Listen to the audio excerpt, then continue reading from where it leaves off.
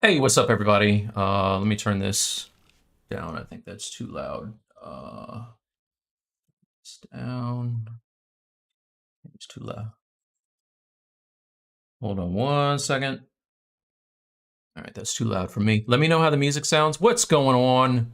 Chris Johnson, Vicious Stitches, BR Hacker, Bite Dream, Brad Cat, Osiris, Lady Bane, Heart, Creative 3D. What is going on, everybody? My name is Mike. I haven't been here in like a month, so I'm back now. Cheers to everyone. Hope everybody is doing well. I am going to be working on something today. Not sure what. So just to let you know, I've been doing a lot of stuff lately, and so this is going to be. You guys, let me know what you want me to do here. I'm thinking of. I really want to print this Carnage that I started a long time ago and never printed. I have a color version of it here that I did with a Substance Painter and rendered, I think, in Toolbag. And so I'm just kind of going in now and sculpting in some of the details that were in, they were procedural in not Sculptress Pro, in Substance Painter. So I want to get that going. I also did this Venom, which I did not finish. Let's see, is this probably just the body? I bet you it is just the body. Yeah. There's more to this than meets the eye, like a transformer. Let's open load tool. I think this is the good one right here. So let me open this. So one of these bad boys is getting printed on that Anycubic back there. Let me make my screen a little bigger. Full screen.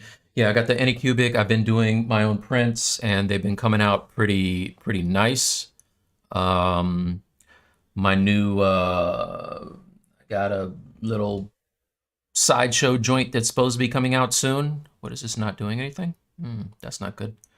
Oh, also, I didn't set up my music to shuffle, and let's try this again. Let's say go. That's not right. Random is what I want. Random. There you go. All right, cool. This doesn't look like it's working. Give me a second. File. Open. Let's try this. Come on. All right. Anyway, yeah, I missed a lot of stuff. Daggone it. I thought this was going to scroll with me. Let's see. Chris Johnson's in the house. Wash hands. I did do that. Carnage. Hey, what's up, NJ? Hey, man. Shime Ganesh, what's up? Sword Deep, of course, is in the house.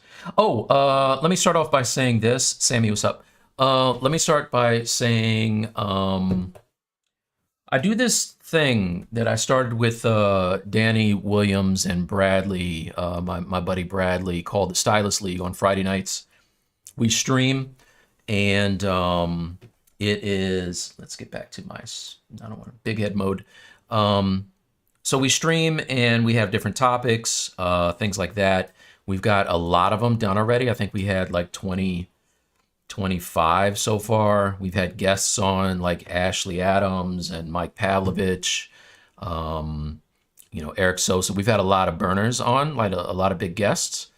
And so that's pretty dope. You should join us on our YouTube, which is Stylist League. And I'm going to try this one more time. Open. Why won't you open, man? Just seriously? Maybe this one will open. Let's try this one.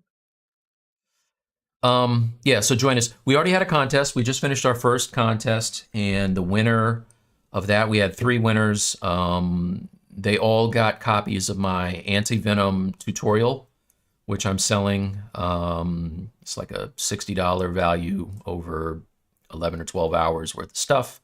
They got those. They all got a copy of that. In addition to, we're going to give the first place winner some Stylist League swag, a hat, which is coming soon. This is not, come on, man. All right, well, guess what? Venom's not happening, you guys. If you saw it, cool. This is the body. There's more of it. That made my choice for me. So, later for you, Venom.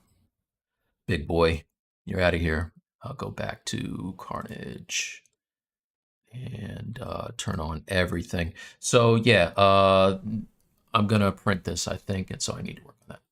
Yeah, Photon Mono X is what it is. Vicious Stitches. That's hard to say a lot. Thanks, Brad. Ortiz is saying hello. You be doing a bit of Z Modeler in the sculpt. You know, it's funny. Yesterday I did a whole... I had to do a boombox for something. Let me see if I can find it. And I did it all in Z Modeler, and I forgot how much I love Z Modeler. Let's see. Quick save. No. Yeah, so I did this yesterday. Oh, turn on Boolean. That'll probably help. Boolean. It's live Booleans. Turn them on. There you go. Yeah. So this is a joint that I did yesterday with Z Modeler. Everything Z Modeler. Z Modeler everything. And it was fun. I forgot how fun it was. This is for my my personal NFT collection that I'm getting ready to drop. No, don't do that. Copy. Did it anyway. Load tool. Sorry, guys. I haven't streamed in a month. I'm out of practice. Let's go back to my sculpts and Carnage. And sculpt. Here it is. Open. Boom. All right. Put this down here for reference so I can see what I'm doing. Also, I got some dope reference. Like, I give credit where credit is due, obviously. Daniel Bell is doing it better, you guys. He's doing it amazing. I've spent a whole lot of money on his stuff. If I turn on my other camera, you guys can see that in the background, I have my cap back there. That's a Daniel Bell cap. The lights aren't on it, so it's kind of dark, but yeah. I've got a lot of his stuff. And so, clearly, when somebody is doing it the best, you take note. So I want to have a switch out hand on mine that's some kind of a weapon. I like his scythe. I'm probably not going to bite it completely, but I will be looking at some of the other comic book reference I have and doing that as well. Right? But he just killed it. He killed it. Let's turn these off so I can see what I'm doing. So yeah, what I've been doing, I guess I started this. We had a chill out session last Friday where we didn't have a guest, and I went in and just kind of started painting in some, you know, kind of goopy details that when I turn this into, you know, like a high spec, it's going to look good. It's going to look gooder. Better than it does now. Let's move this. Let me know if this music is too loud too, by the way. I haven't adjusted anything, and I have reinstalled all of my software. There you go. So like if I did something like this, and I fill it with material color fill, and then go back to my startup. See, there you go. So like when it prints, it's going to look better, I think. So I want more of that. I got more of that for his body, and I'll be splitting this into parts. Maybe I'll start doing some of that today. I don't think I've showed you guys the way that I cut things apart, and I'm going to start using magnets too to make it easier for me later on. But let's get everything turned on so you can see what it's supposed to look like. I got some more veins here. More symbiote wrap. Tendrily joints. So I think what's going to happen, let's turn this light up so you can see what's going on. It's super dark for me. I don't know if it's dark for you guys as well. But I think what's going to happen is I will, yeah, it's better. For these things that probably will be kind of not good to print because they're too thin, I'm going to beef those up. In addition to probably getting some wire and adding some really dynamic, flowy kind of pieces, and putting on like a 2-part epoxy paste on there. At the end of the day, it's going to look like it's all one thing after I prime it, so it's all good. Let's see what I missed. Anything? Music, can't hear anything. Oh, you guys can't hear music?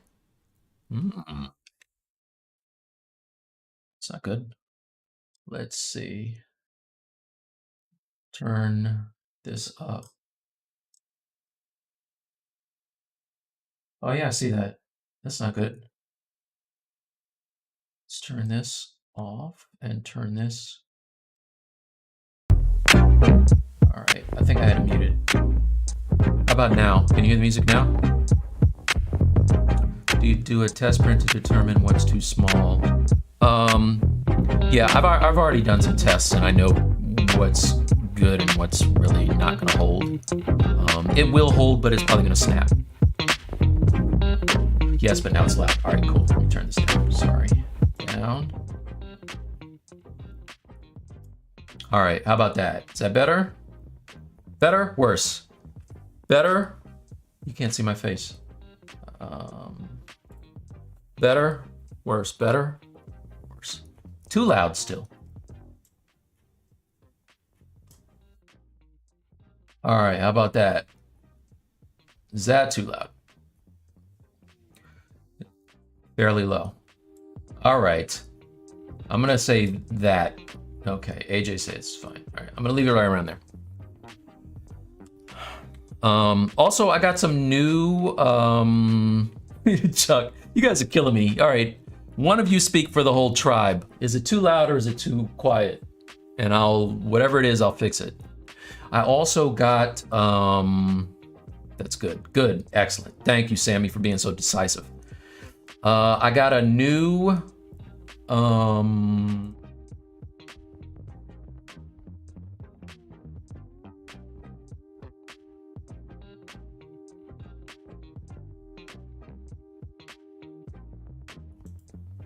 it's a whole lot of testing. I think it only took me 80 episodes to dial everything in for you guys. Let's get the other stuff open. Base.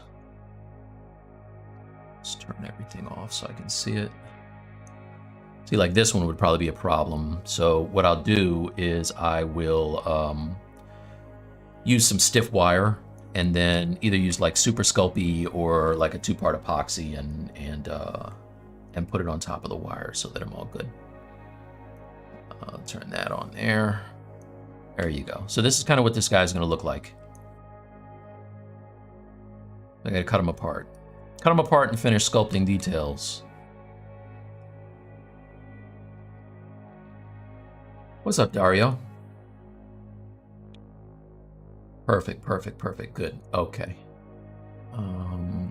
Teresa Q Gear to watch later. Is there a way to save this? Yeah, it's gonna be on YouTube. It'll be on YouTube. I'll have it on my page. Pixelogic will have it on their page. And you can watch it whenever you want. When it's convenient for you.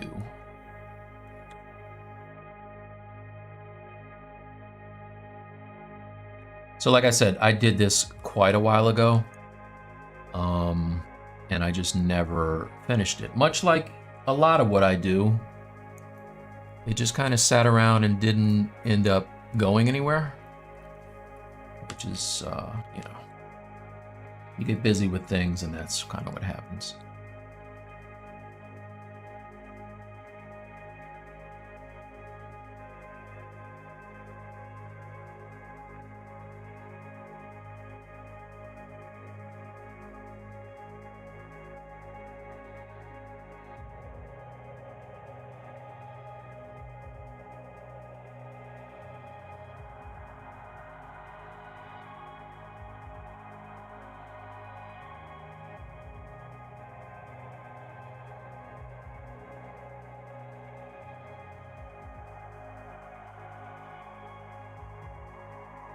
Oh, so what I was saying earlier about Stylist League, we have a second contest coming up that has started today, and it's going to the prize. Bradley has donated one of his tour boxes.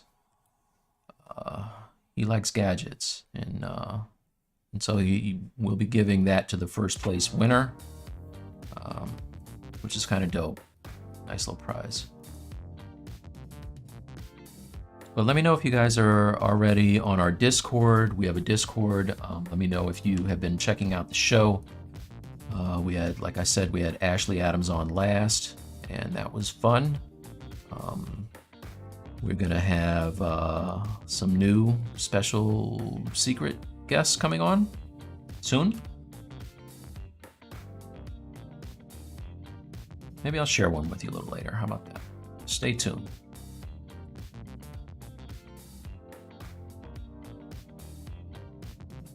Solo this.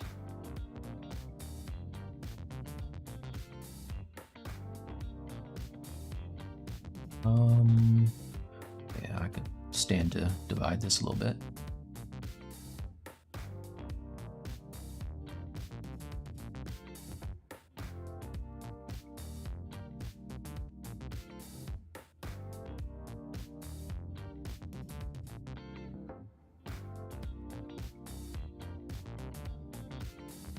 Yeah, the guest dropped some nice little nuggets of information too. We had, like I said, Eric Sosa was a guest, and he showed how to make this brush here, which is like the clay buildup, but it's softer, and it's really great for building up forms really quickly.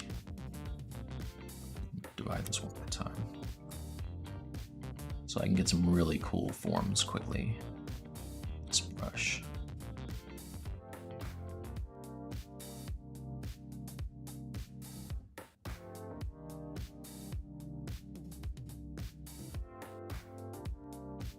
Get too far behind on the chat. Let's see.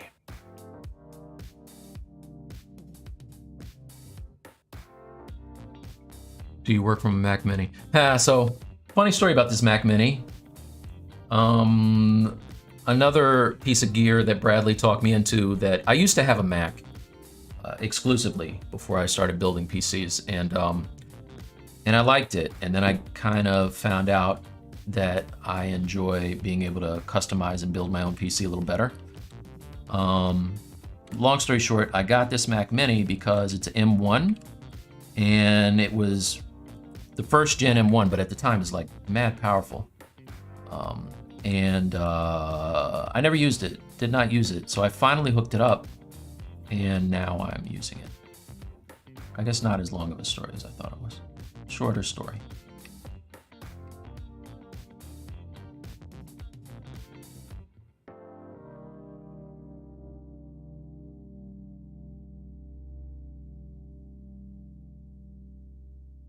Using Damn Standard to kind of dig in some details on this thing, make it look a little more organic. Let's see what this looks like. Let's move this over here. My light is in the way. Turn off solo.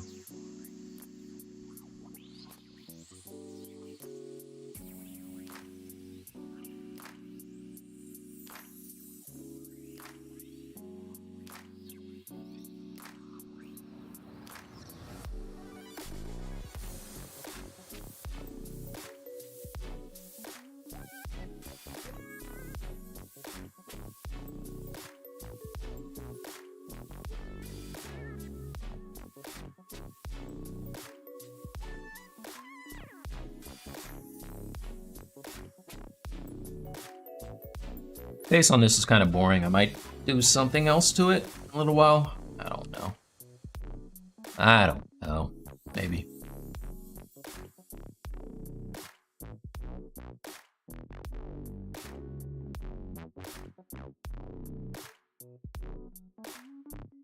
What's this? Okay. I was holding down Alt. Didn't mean to do that.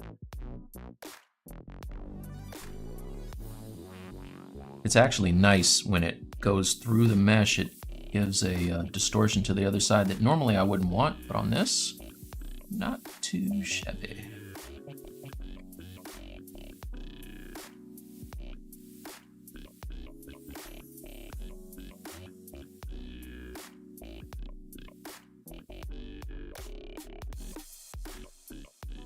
If you're new to my stream, when I start working, I tend to lower the volume of my voice if I'm concentrating. So if I say something you don't understand, just say, hey, Mike, speak up.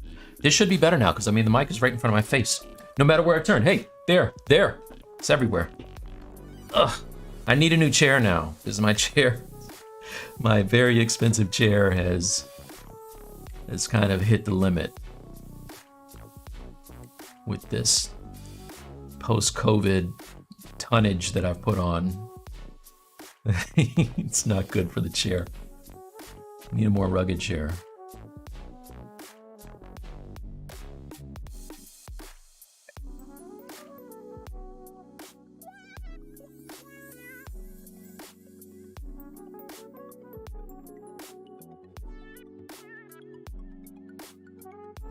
It's okay.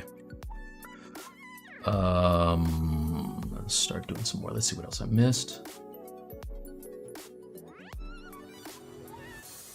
I was teasing you.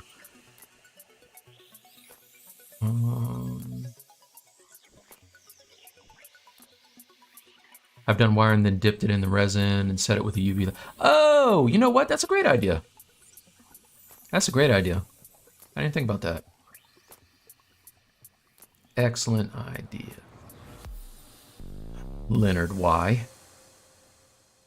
Who said art is never completed, but it's always due? Never complete, but it's always due. I don't know, but they was right. Looking forward to another great learning live. Hey, thanks, Dario. You too kind, man. Yes, this is my Carnage. Yeah, I have I did a render of it, which is after I paint it, what it should look like, hopefully. That's the hope.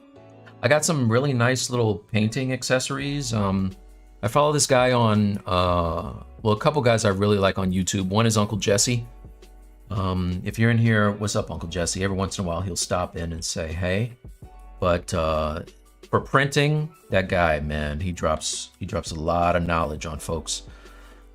So big fan of his. And there's this other dude that I just started following not super long ago, named he goes by Ground Affected, and he prints and paints his own stuff, and man, oh man, he does a fantastic job. So shout out to Ground Affected if he ever sees this. You the best, man.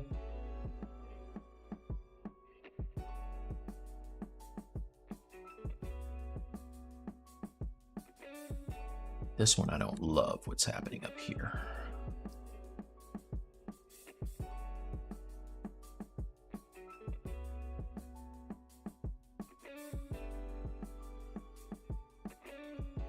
And I'm gonna rest some of the weight on the arm in order to stabilize it also.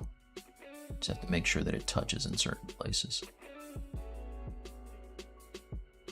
So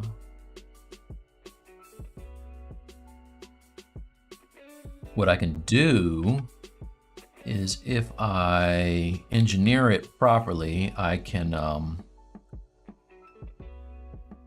cut it like right here, and then I can have this piece maybe be part of the arm, and then it, I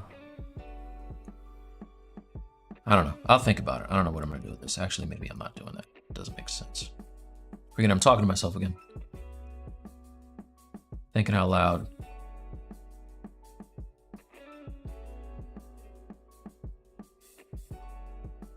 How was everyone's New Year in January? I didn't see you, so hope everybody is doing well and safe and all that.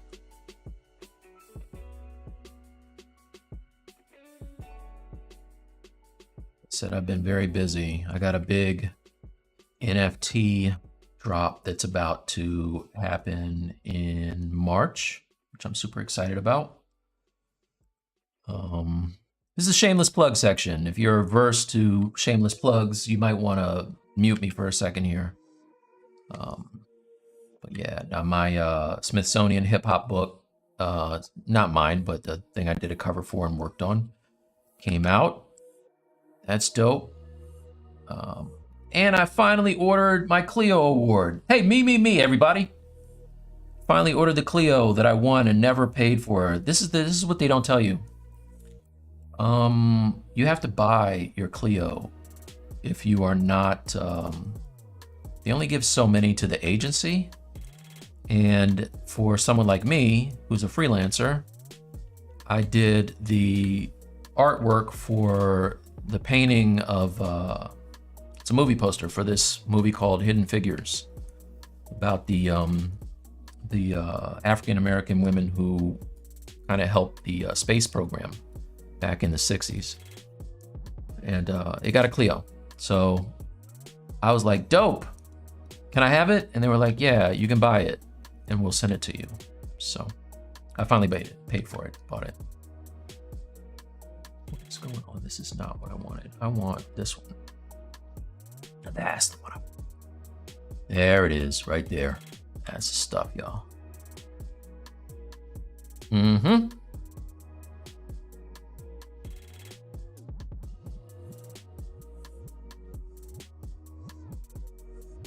Okay, let's see what else I missed. Mario Cat, what's going on? Eric Silva says hi. Uh-oh, I missed a lot. Dang, I missed a lot really quickly. You need Eric and Ashley back on. Great content. Excellent. Yeah, no, definitely. So you updated this piece and for what purpose? Yeah, I'm gonna print this, and a lot of the detail that's in this piece is just textures and procedurals that were done in Sculptures Pro. Sculptures Pro, I keep saying that. You know the one, the one that I pay for every month, Substance Painter. It's not actually sculpted detail. So I'm actually glad that I waited on this because I know that I need to dig in these details probably more extremely in order for them to maintain. I think the Eckershey part of him is gonna work out fine because it's pretty deep, but I want all of the like goopiness of his symbiote part to really jump off. And that's why I did it. Last contest, third place winner here. Nice, and Jay, how you like that that tutorial? Let me know if you dig it. How did you sculpt the muscles? I took this guy, was originally, let's go to this one. So, and this is what I do for all these guys, right? So like this guy looks like this now. Originally he was, originally I think he was super average male. It was this guy. So I went in and subdivided it and then started sculpting in the details of the muscles. I used a whole lot of reference, and I have things like my anatomy tools dude here, which is invaluable. Like this guy is great. I use this all the time. You know, I can take off his arm and look at exactly what's going on here. And you can see that using that and photos of like bodybuilders and all that, I'm able to make him look like this when it's done. And then I went like crazy on it, right? Like I was sculpting my feet, and my feet look a little better than this. I'm not gonna lie. I have nice feet for a man. Not even kidding, I've been told that in my life. But yeah, no, I started sculpting the feet, and they're gonna be covered. You are not even gonna see them. There's gonna be symbiote, like gloop all around them. But I know it's there. So, anywho, these are gonna be companion pieces. these two joints are gonna work together. I wish I could get that Venom. I have like this nice rooftop base that I figured out to go with it, but I think it's on my art station. I think maybe. There you go. Let's get back to it. What did I miss? How do you like the M1 Mac Mini? I like it. So I haven't really used it for a whole lot yet. I'm probably going to use it for video editing. I did notice that when I did the anti-venom tutorial, I wish I had a dedicated machine for it. And so like, probably this is going to be like my video editing Mac or computer rather.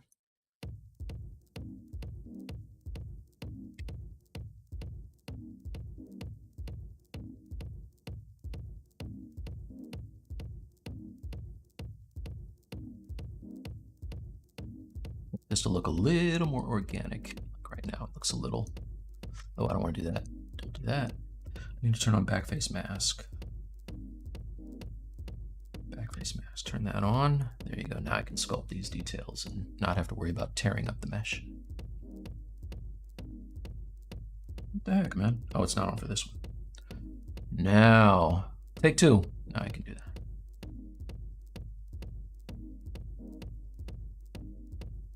This as well.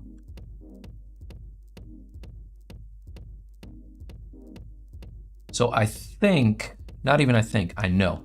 I'm gonna go after, so the great thing about having my own stream on Friday nights is I can get like my sculpting and art heroes on the show. And so I'm going to definitely reach out to Jay Hill, who has just always been amazing anyway, but he's been doing stuff lately that I'm like, dude, I gotta see you doing your workflow up close.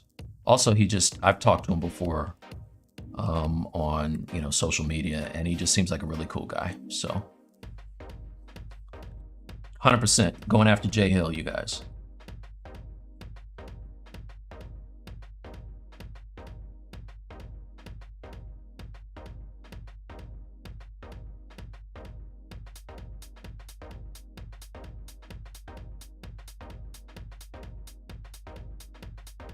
There you go. That was a little more symbiote-like and less just like a worm, I think.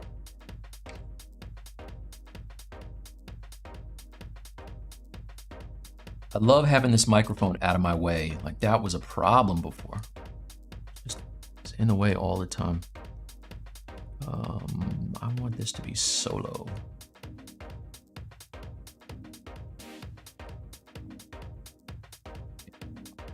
Plate this a bit. That will snap 100%.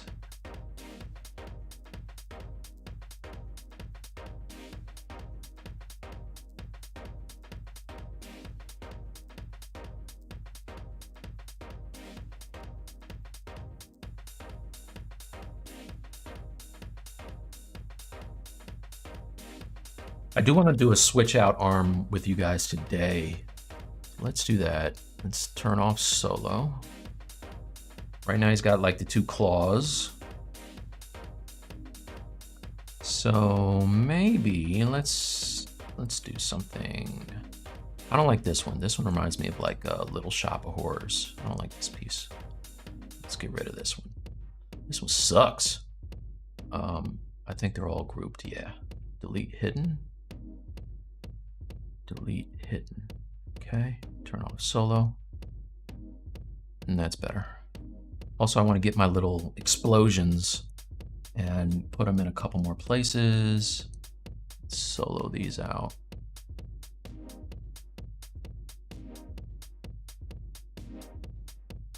They probably don't need to be this, well, they're not that dense actually. All right, I'm gonna copy this one.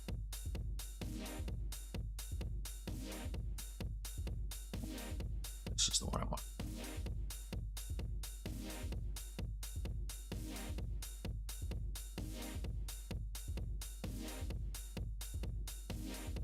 All right, copy this. Oh, it has subdivision levels. Delete lower. Copy this. There you go. I want it to feel like it's like blasting out of his skin. So that's why I did this.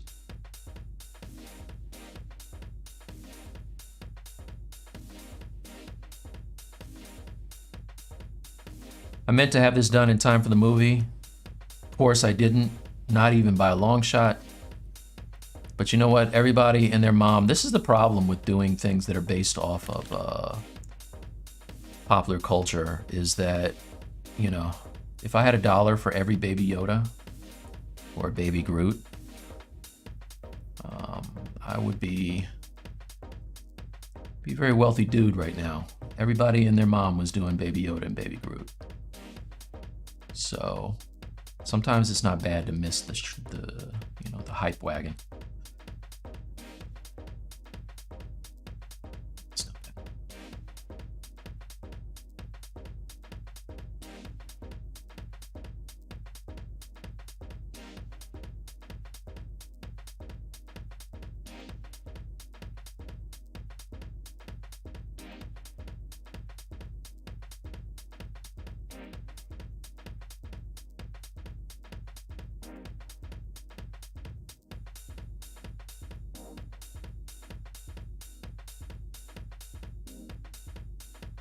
Another great thing about joining us on Stylist League is that Bradley makes sure that all of the questions are answered. He doesn't miss anything. I'm over here working, and it's a lot harder to look at the chat and get stuff done than when you have somebody who is really good at keeping an eye on the chat. That being said, let me look at the chat. What's the polygon count for this? It's high right now, all right? Like right now, I think just to keep this level of detail on his body, this is 14 million. 14 million polys. It's a lot. Let's see if I step down one subdivision level. This is what it looks like, and you can see that it already starts to get kind of, not so good. So, go down 2 levels. Now we're at under 1 million, and it just, I mean, you know, it's all right, but I wanted this to be highly detailed. So what I'll do is just decimate this when I'm done, and send it over to my printer, and it'll be fine. You know what I mean? You know what I'm saying?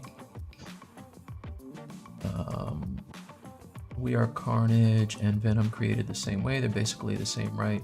Just red. Yeah, Carnage is not as Diesel as Venom. Diesel is the big boy. A Tin of Slug, what's up, man? Email Creative, that's my streaming buddy. That's Bradley right there. It's good, Bradley. Stuart Gray, both present. And I should be the creative.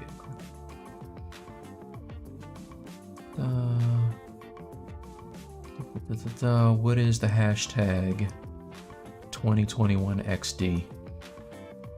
I don't know. Plug. That's right. That's right. I'm not as egregious as some, but probably worse than others. I like to be right in the middle.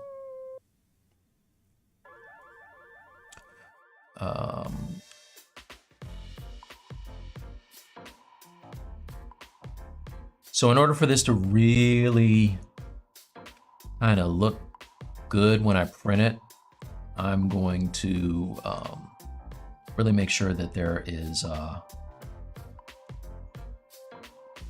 you know, that it's kind of popped up off the skin here. I don't want it to look too close to the skin, because what'll happen is when I print it, it's already going to lose some detail. Not a lot, but some. And I don't want that. I want it to have as much detail as possible. This is like the best thing. So, all right, I'll give you guys a little bit of history about me, right? Like I've always been a statue collector and fan and everything, right? So obviously big fan of sideshow collectibles, and got into a number of arguments in a former relationship about my collecting, problem, if you will, proclivities.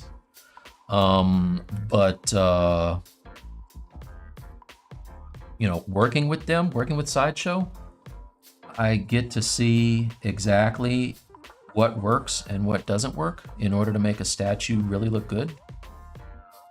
And so now I can apply that to my own stuff. When I'm not doing stuff for them, I can make my own statues look better as well. So it's a dope little, relationship. Also, they're awesome. So.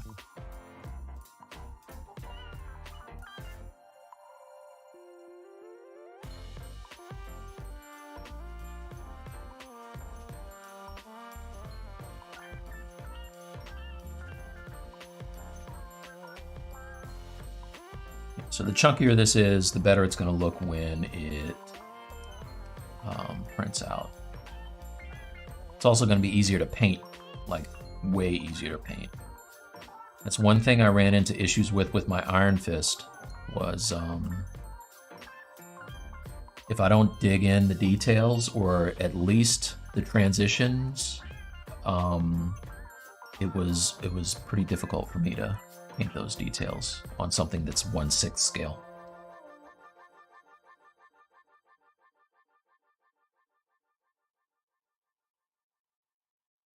This is kind of heavy too, so if I hide some of the mesh, it's just easier to work with.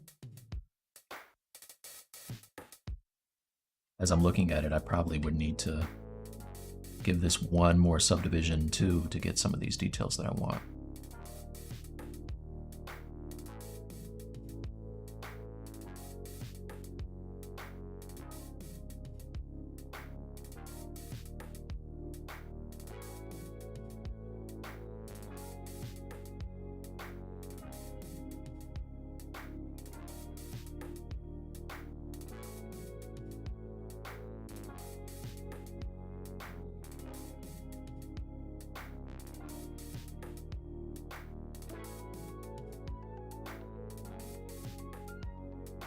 And if any of you guys want to see like the full kind of process of how I did this, like I said, on my ArtStation, I have a anti-venom tutorial that takes you through the whole process, everything, anatomy and refining details,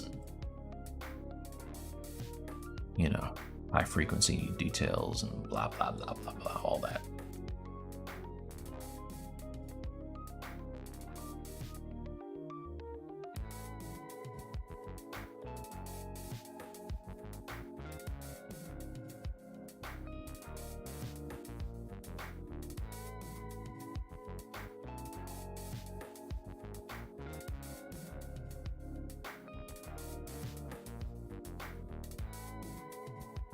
So it's hard to see, but I do like the way that gel looks on there. So let's change that to gel. Maybe I'll grab this color and do a fill with mRGB, color fill. Then I can go back to just my basic material. There you go. Now it's got like the sheen. Got that sheen to it. Still kind of dark.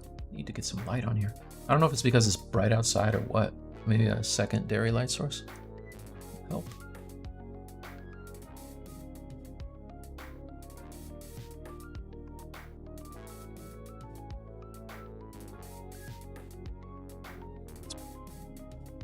It's over here. There you go. There you go. Started watching the new season of South Park. Last night was the first version, like the first episode that I really didn't dig. I didn't think it was that funny. I thought it was kind of corny, actually.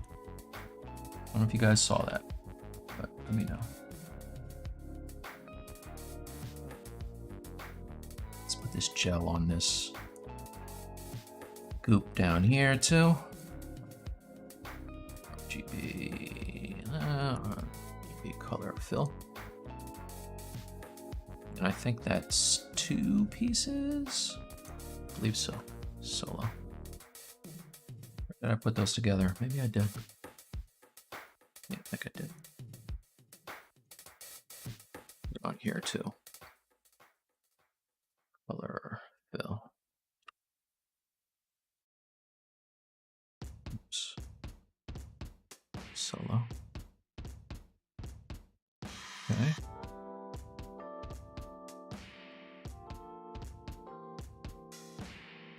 Subtool. Yeah, for any of you guys that are like, hey, I want to see you start from nothing. I'll do that next time. Like, I really want to print this one. So, because I don't have a whole lot of personal time lately, this is a good opportunity to show you something and get some work done too.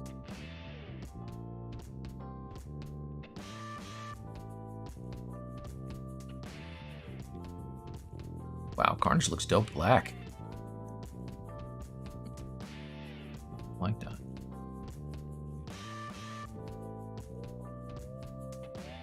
Yeah, it's this one. This should be the gel also.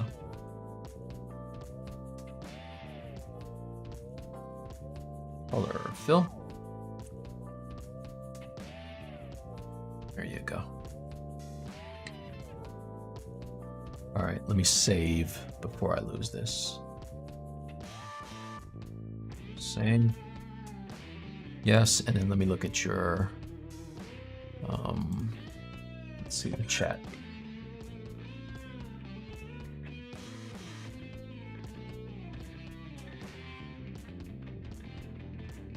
Thanks for the congratulations. Do you pretend print that? Do you pretend print that Carnage? Do you pretend print that Carnage, man? Thanks. I think you maybe mean, do I intend to print the Carnage? Yes, 100%.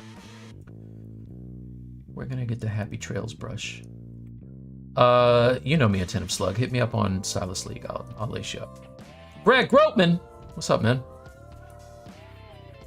Yeah, we had Brad on Friday. We had like a chill out session where I just had my friends on, and Tony, Gore, and Brad were part of the show, which is nice. It's nice not having the pressure of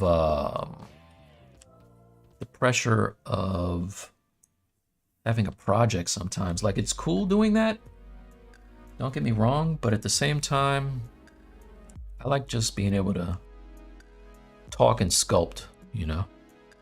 That's fun too. All right, these veins are never going to show up here. They're too thin. So let's thicken these up a little bit. Uh-oh. Late, right? Yes. Solo. Oh, I'm on the wrong thing. The veins. There you go.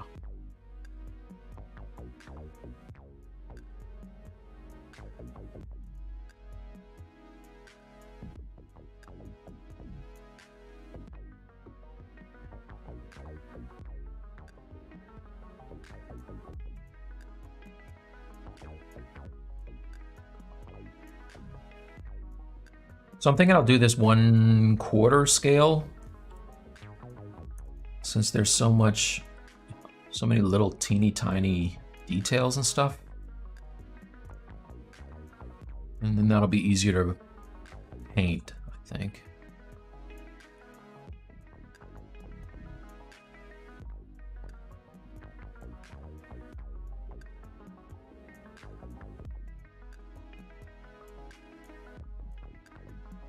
How do you change the face for that foot?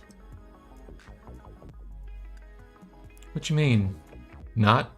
Tell me what are you talking about? How do you change the face for that foot? I don't know.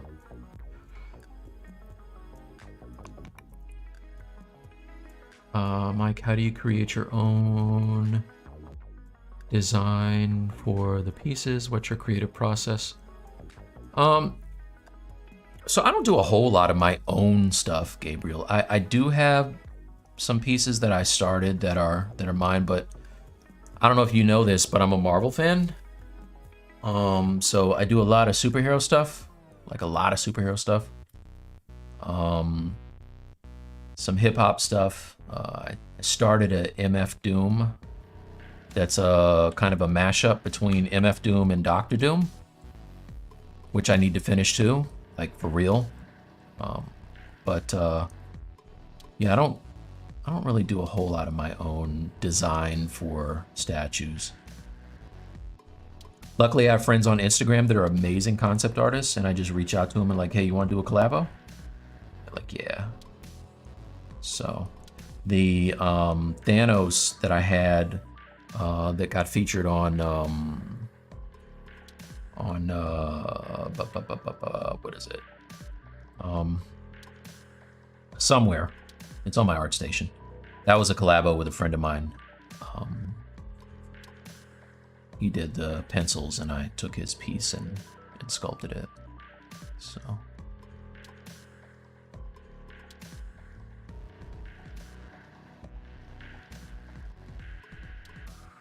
Usually when I'm painting, it's for like a movie poster or something. I don't do a whole lot of drawing and painting for myself lately.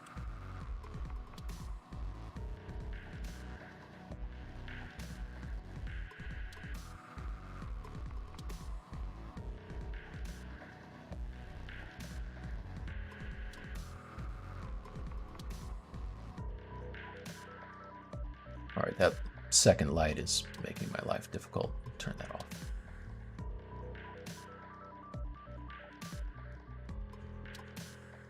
Maybe if I lighten the background, it'd be a little easier to see this thing. Let's do this.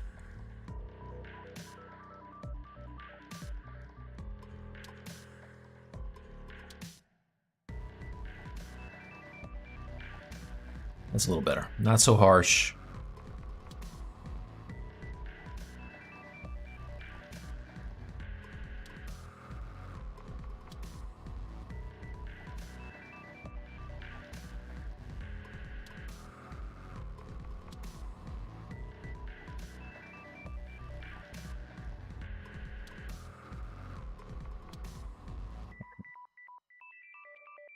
All right.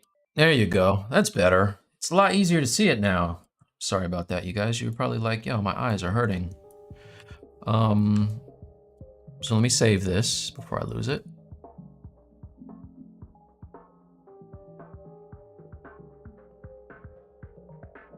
And let's see. Can I see how many people are? Oh, 200 people. Nice. Clear and close that.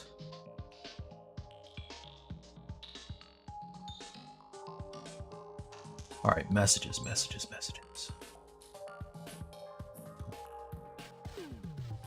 Show us your feet.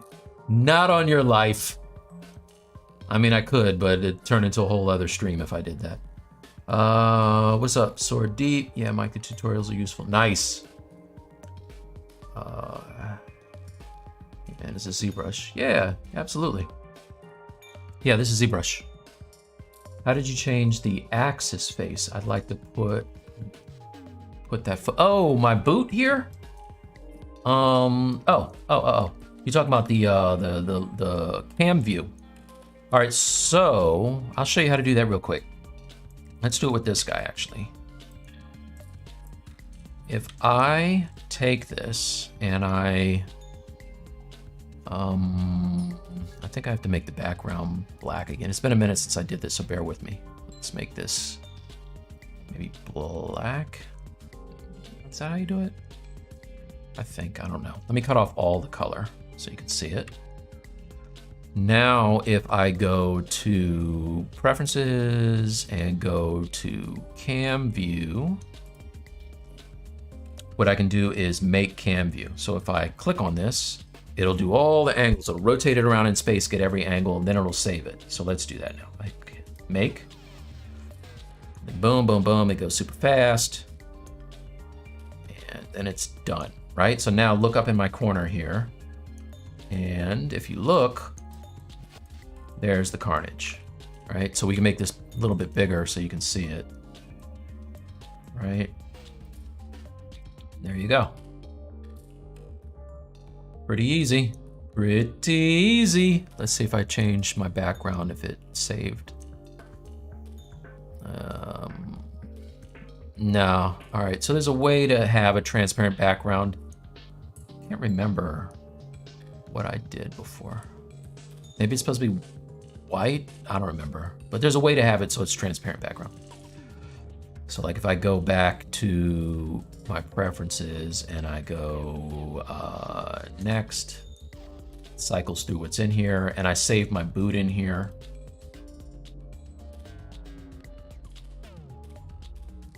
There it is. Booyah. Done. Right. I like for my thumbnail to be a little larger too. I love the thumbnail because I can see the silhouette, and I can tell if there's an angle that just doesn't work. I'm actually pretty happy with the silhouette here. I think it's kind of working from the different angles, so not too mad at it. And that's the name of that story. Let's see what else is going on. The tutorial is full of tips. Love the two. Hey, thanks, man. 2 winners.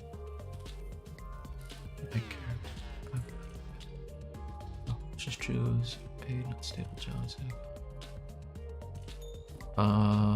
Yep. Thanks, Raphael.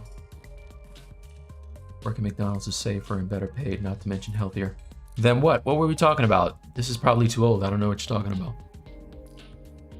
Body gets old 4 times quicker when you are here, more involved, older.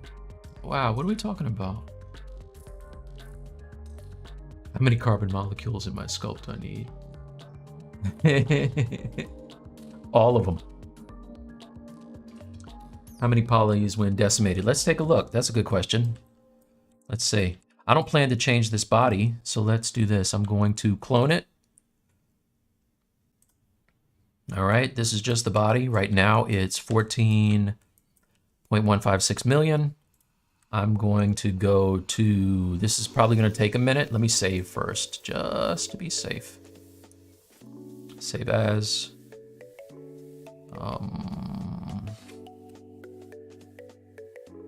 Enter, yes. All right.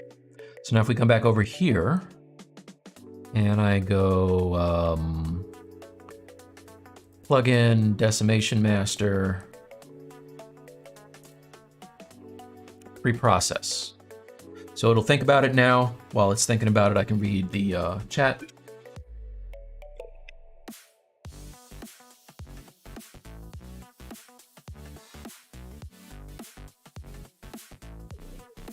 Read their father and son.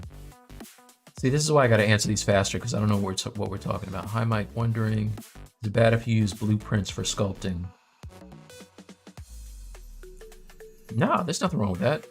I mean, I'm guessing you mean having something underneath of your sculpt that you're using as a, like, you can match up proportions. That's fine. There's no wrong way to do this. Can you show me all the layers? Say hi to Brazil. What's up, Brazil? Lucas? Yeah, I can run through the layers. I can do that. Right now it's processing for the decimation. I'll do it after I get done. We've done the feeds one by one. If you mean feet, yeah. You can see on these feet, I didn't spend nearly as much time. I think they're completely covered by the symbiote, so I didn't care as much. Carnage and black, it does look kind of cool, right? I like that.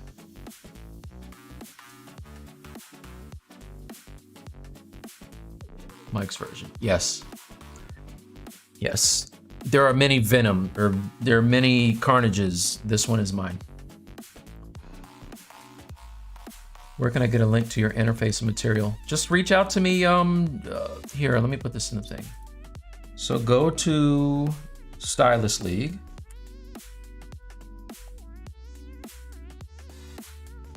on either YouTube or join our Discord, and then reach out to me on, like, join our Discord. Reach out to me there. I'll send it to you.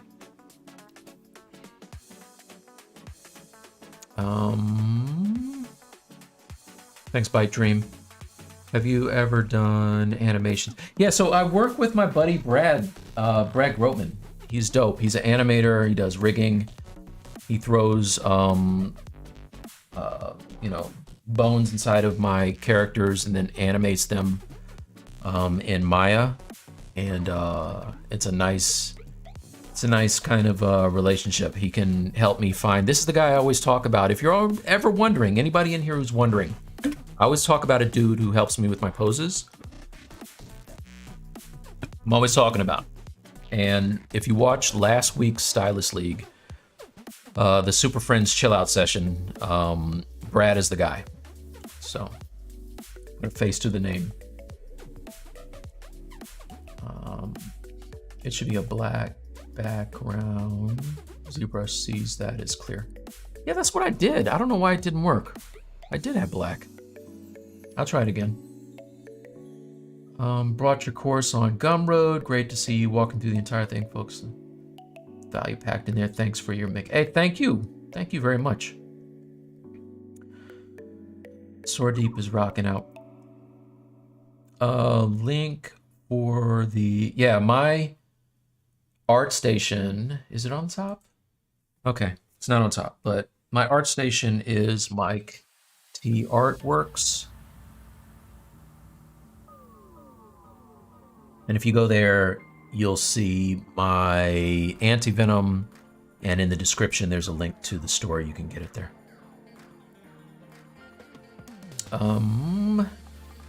Do you ever use these spheres for armature building, average posing? I tried that. I'm not very good at it. So, no. Any plans for node-based geometry, node-based materials?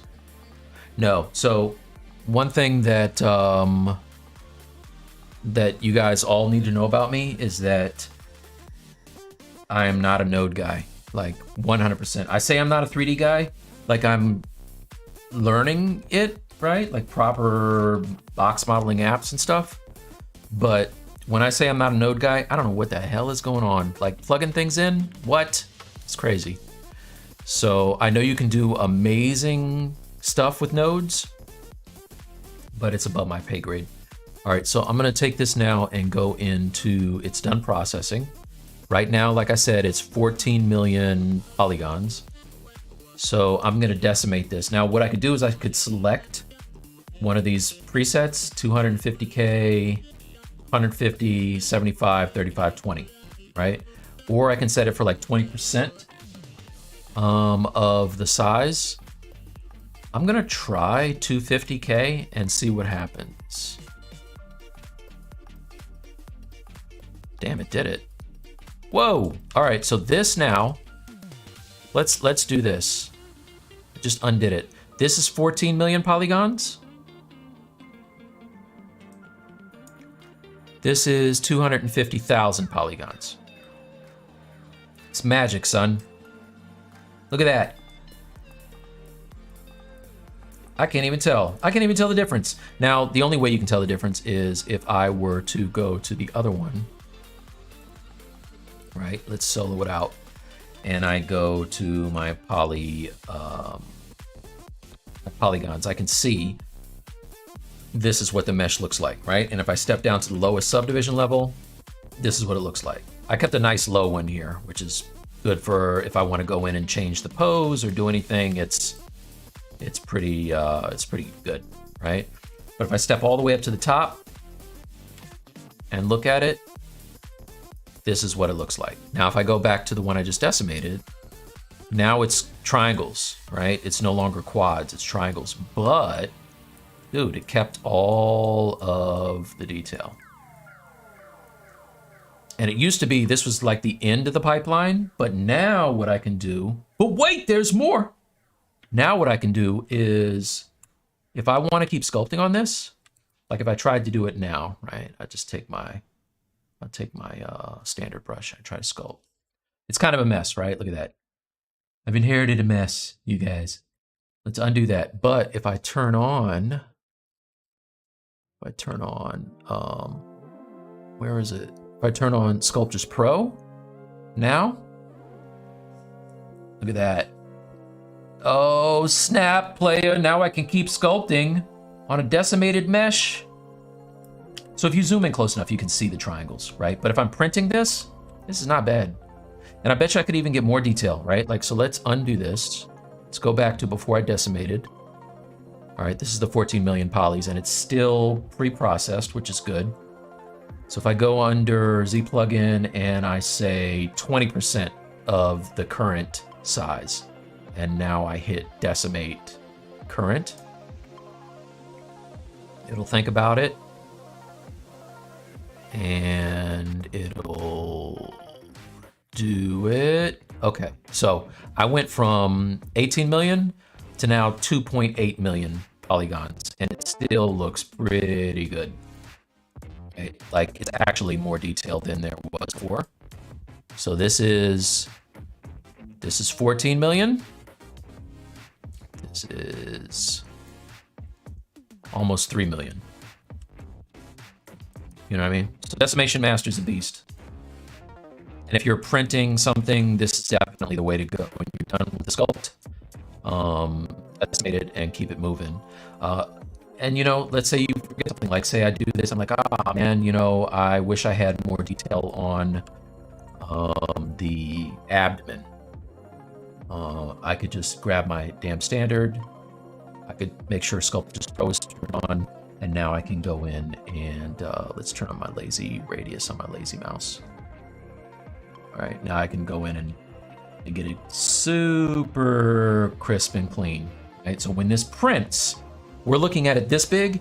When it prints, it's going to be more like, you know, in all fairness, it's going to be more like this, right? So more is more when it comes to getting your details nice and, you know, clean on here. Like this side, I even forgot to draw the line, right? So like now I can come in and boom, throw that. Boom. You know what I'm saying? So there you go. Decimation Master for the win. So I'm going to keep the model the way that it is here, only because I love the fact that I can step down to the lowest sub D level, and if I want to do something like, I don't know, change the pose a little bit somewhere, like let's say for his arm now, this is good, right? Let's go back to this guy. And I'm gonna undo everything, take it back to what it was before. All right. And I will step down the lowest sub D level. Actually, let's keep it high for a sec. I think what I wanna do is I wanna do something like what Daniel did with his weapon. Like a scythe. I like the scythe better than the big sword thing he does, or the axe I always thought was corny. So maybe what I'll do is I will append,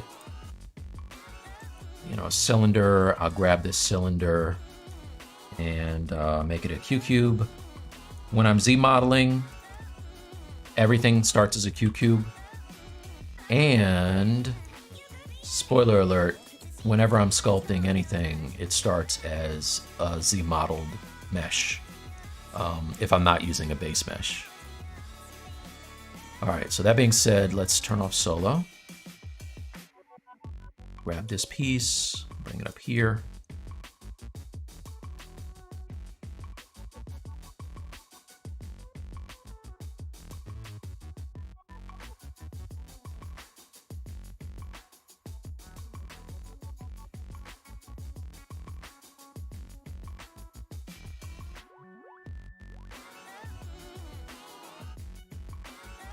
Just kind of figure out what I want to do here. Now, I don't really care about 90% of this. I'm just gonna delete everything except for this square here. Just delete hidden, like so.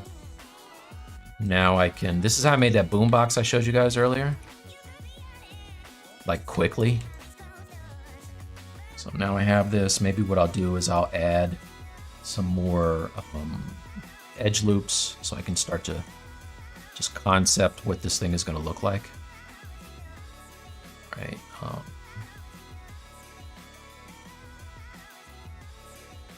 Probably should have kept it straight, but you know what? It's all good. Let's do this.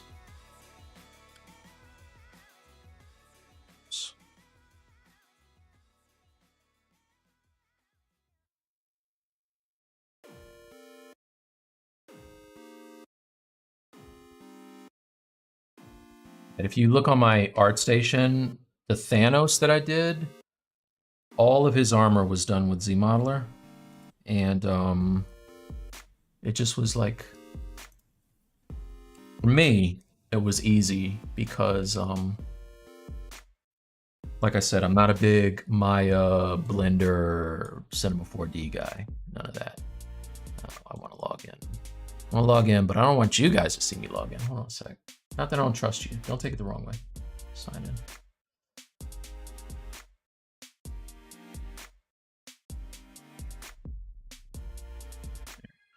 And boom. All right. That was awkward. I trust you guys. I'm sorry. Let's move this over here and go to my page profile. All right. So not this Thanos. This was done just kind of showing off ZBrush core, but this one down here, everything that's hard surface was all done with ZModeler, right? So like if I take this whole thing, man, I have a lot of tabs. I have so many tabs, I can't move this. Come on, man. Okay, there you go. Let's do this and then scroll down. Yeah, so like that helmet was way easier by using that. Like, and everything I do starts off as a cube. But you see down here, this is kind of how I did it. Booyah,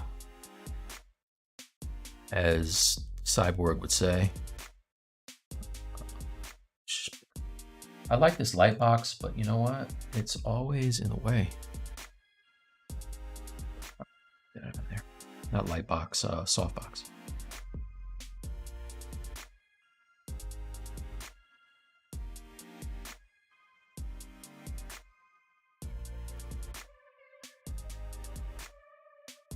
So probably would have helped if I had sketched this out first.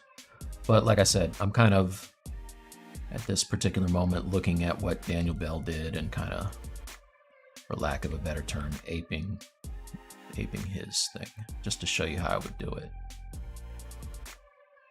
We'll make it exactly like it, you know what I'm saying? Just go in here, do something like this. Right now it's kind of warped here. So one thing I can do to kind of get this flat again is I can solo this. And let's rotate it this way.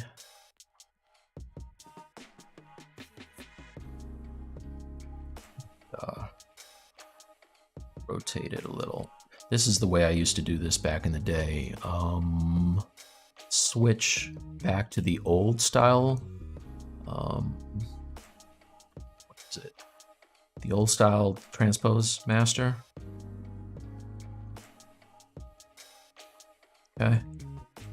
And let's grab the end of this like that. And then if I just drag this point down, it should flatten everything.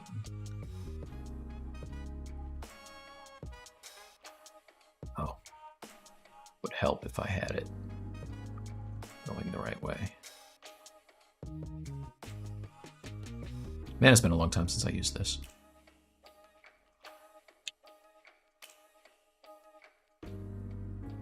Switch back to this one, it's easier.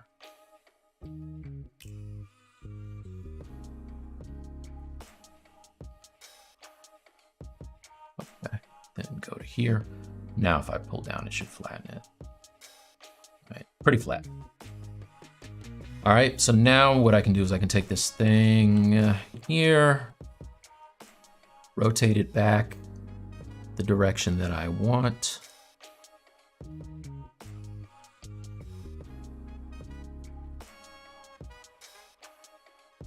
Like this. And I can give it some thickness with ZModeler. That.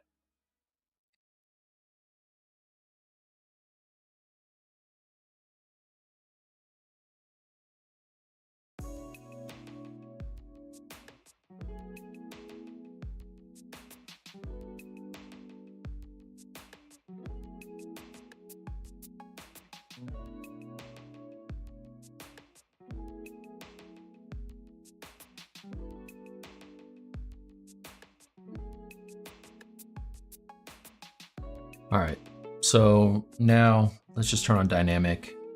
That's kind of what I'm looking for right there. So I will just apply the subdivision and maybe divide it again. I'm gonna ZRemesh this, actually. Okay, there you go. So now I have some geo to work from. Now I can really get in there and just start messing around with this thing until I get something that I like. Maybe I want it like half. This is super. It's dense, denser than I want, right? Do a couple halves. There you go.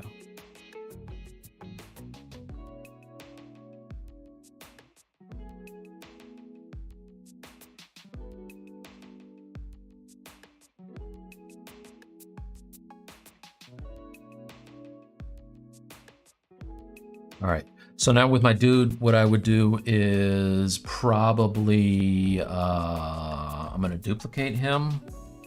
I'll be splitting his arms off anyway. So what I can do is copy the detail, right? All I did was I held down Alt and clicked, or Control rather, and clicked on the slider, the timeline. All right, now I can hide everything except for what I want, which is this and this. That's all I really care about. And step down to the lowest subdivision level. Delete hidden, like so.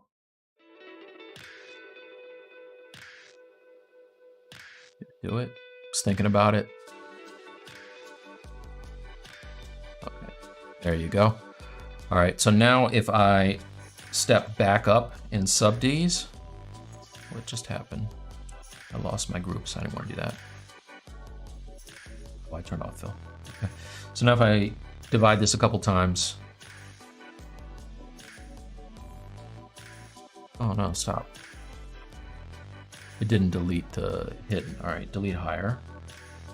Delete hidden. Okay. All right, so now I can divide this and start to project the history back to it. Divide, project, divide, project. Like this. And I can get all my detail back in the arm. Maybe one more time. Project history. All right, crispy. All right, so now I can, oh, you know what I should have done before that? Let's do this. I'm gonna undo, step back to where it was before. See. Come on.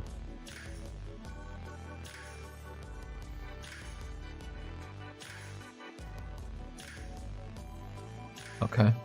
All right, so now that it is by itself and I deleted the other stuff, I'm gonna close holes on this. So close holes, right? Because I just closed them, they're their own poly group, so I can isolate those and mask them. Now I can project the history back, right? So like if I divide a few times and I isolate the end caps and mask them, the history back, and I'm good to go.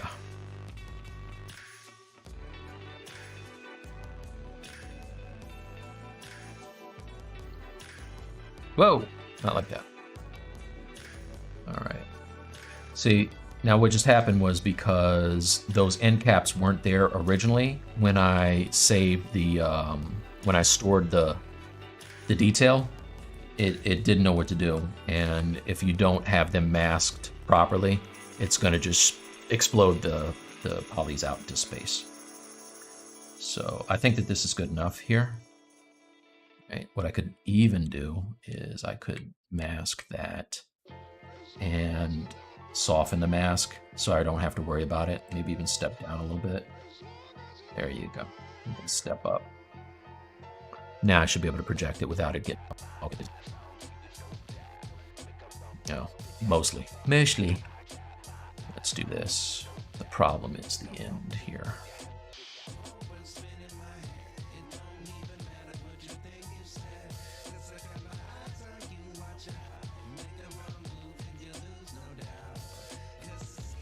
There you go. All right, cool. So now we have an arm, right? So now I can take that arm and I can figure out how to add the scythe part to it, you know, and get it to look good. Like start to get some detail in there. Figure out if I want it to be oriented up or down. Like maybe it looks like this. That could be cool. Maybe more cool.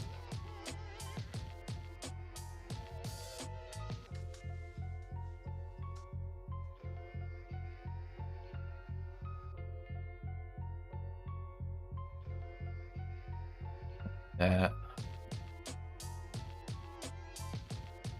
Now I can start to detail this thing.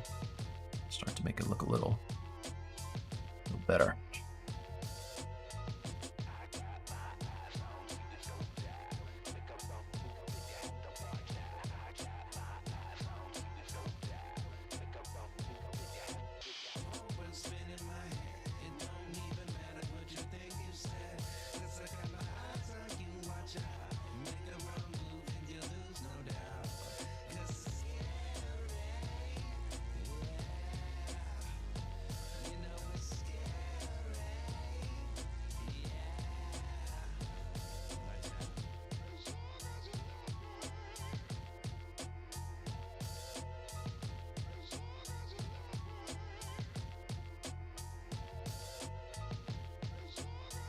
And then at this point, it's just kind of sketching out the form until I'm happy with it. Like right now, it's suspect, you know what I mean? But if I mess around with this long enough, I'll get it to look like what I want already. Just doing something like that helps.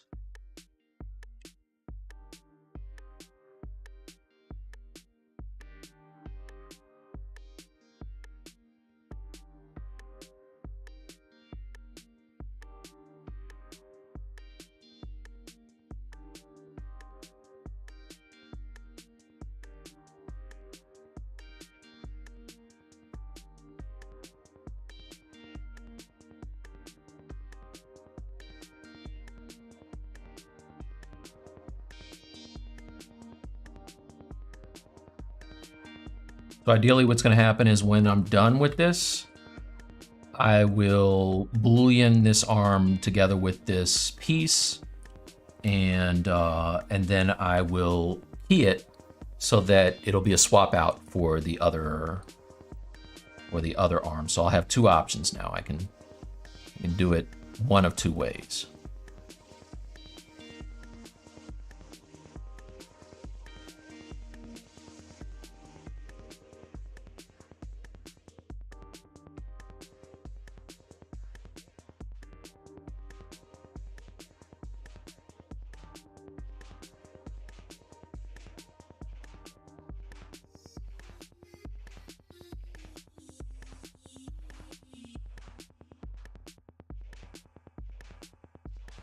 Z remesh, I'm gonna say same. Z remesh. There you go. No, not so much. All right, what I can do, let's do this. Use Sculptors Pro.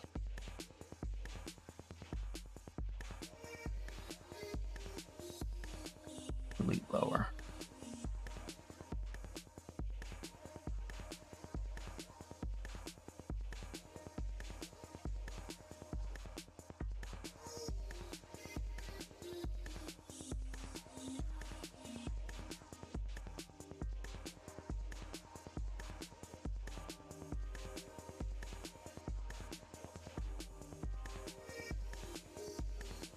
Oh, don't forget that back face mask when you're working with thin meshes, you guys.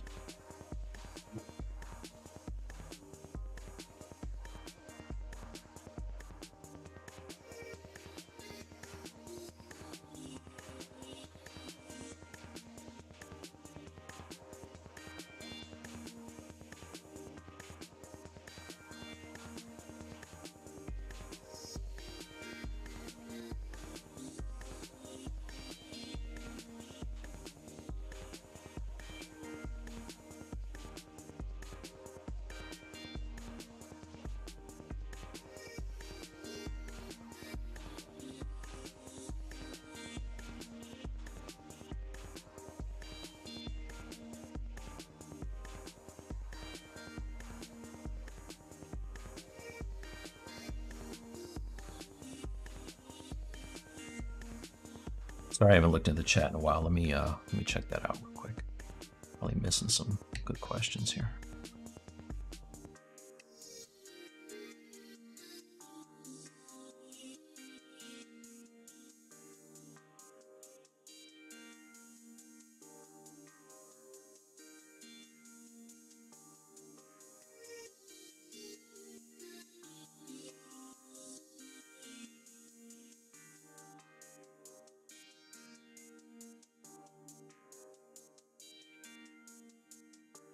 So again, this looks like kind of garbage right now, but obviously, if I spend more time, it'll come together.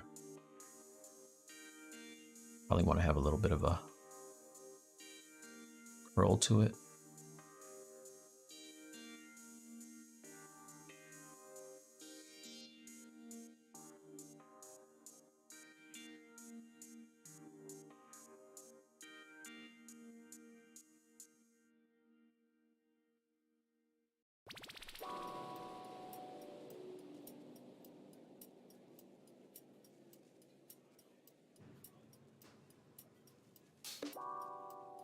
All right.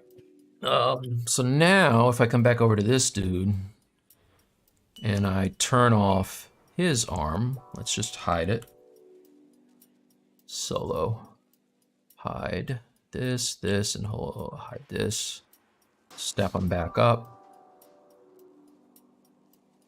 And turn off solo. Now I can start to get an idea of what he's going to look like with this new arm. Right, which is, it's interesting. Something. All right, I want to save this. I'll save this as arm option. Carnage.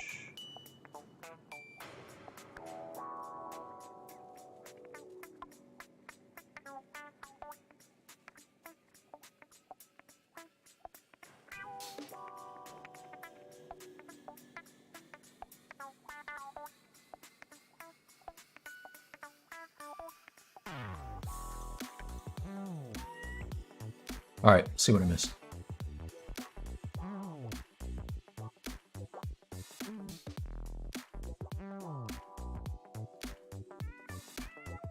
Any difference between project all and project history? Probably. I don't know what it is. Probably.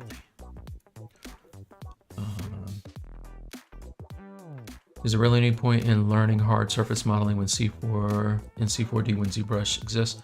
Yeah, I mean, I was having this conversation with Brad yesterday. Like he comes from, you know, a Maya background, and there are things that you can do probably a lot more efficiently, and have, you know, topology that just out of the gate is better if you box model it, right?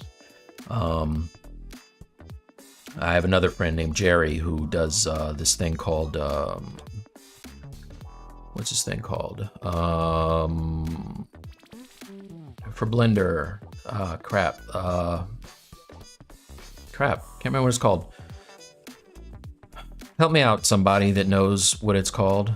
Master Xeon, he has a plugin for Blender, but it does these really great hard surface type of cuts and box cutter. Thank you. Jeez, I'm getting old, you guys.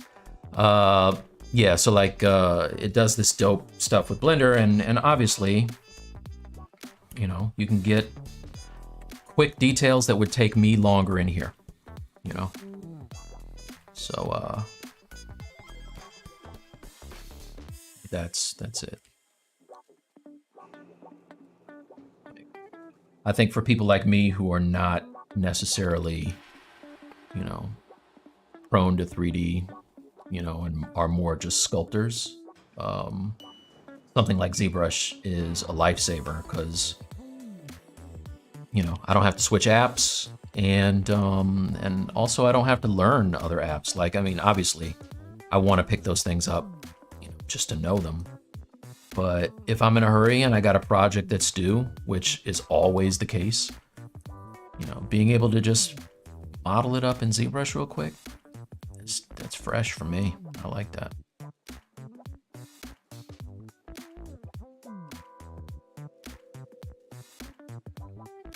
So pardon how wavy this is right now. It's like really wavy. I'll fix it.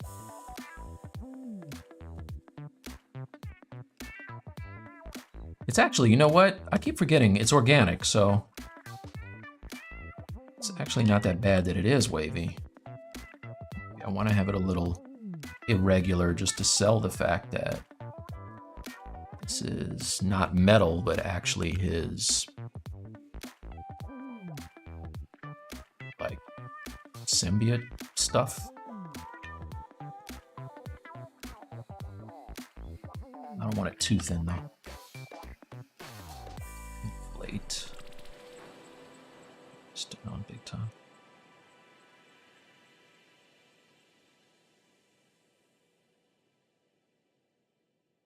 So this is where Happy Trails is going to come in and do some stuff. Let's turn on backface, which is on.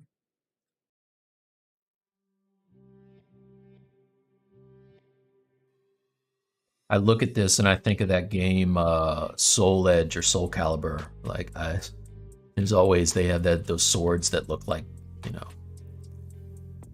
big crazy blades and stuff. Let's turn on, do I have?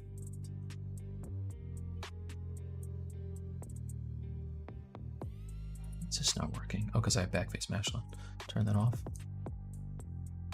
So this may, okay, it's not bad.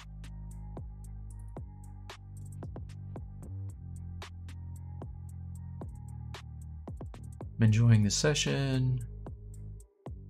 But grandbaby comes out. Oh yeah, sure. Okay. See you. Bye, Dream Slate. Enjoy your grandbaby. Project history lets you select a point in the history and project from. If you want to go faster. Stuff. Yeah, hard ops and box cutter. Yes. None of the Boolean plugin. Let's policy fix. Thanks, Todd. I love the printer. It's amazing. It's amazing. If you haven't seen my Iron Fist, so I have this thing. Here, check it. So.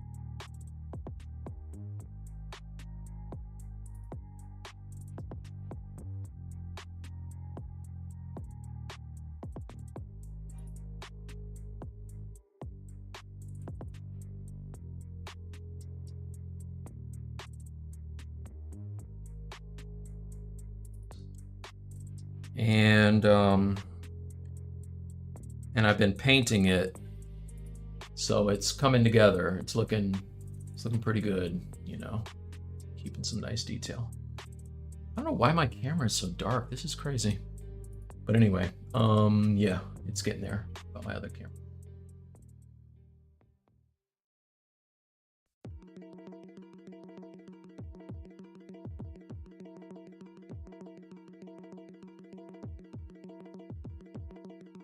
Can't tell from the camera, but this one probably, there you go. Boom, detail, you know.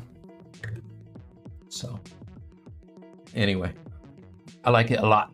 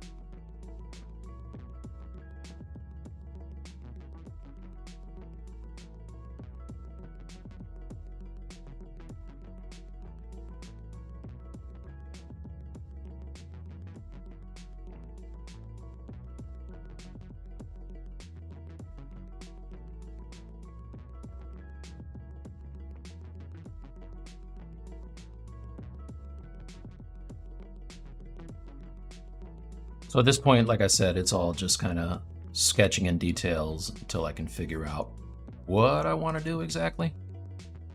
Right now, I don't know.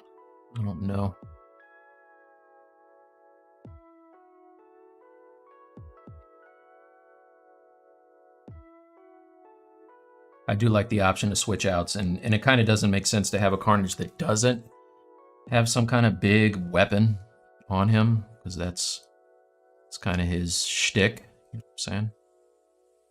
Unlike Venom.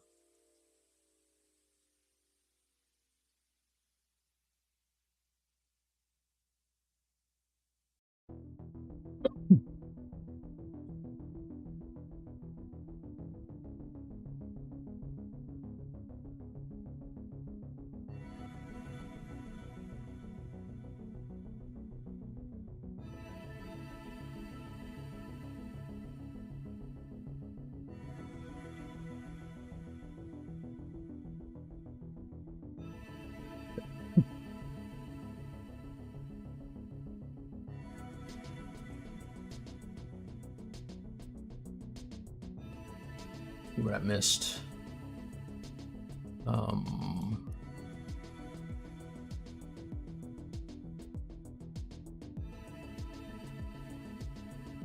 Air from SC, yes. First of all, thanks so much.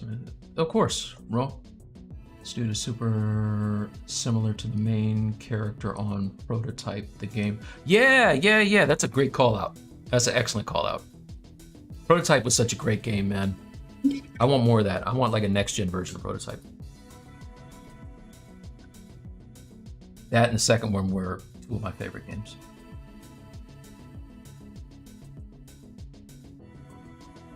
Awesome. Mono X-Ray, I just bought one. Yeah, no, it's fantastic. How much time did you dedicate to sculpting to get this good? Days, week, kind of just starting.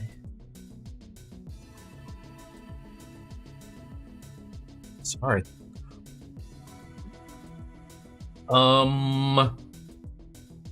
So I started sculpting probably 7 years ago now. And the reason I did was because I was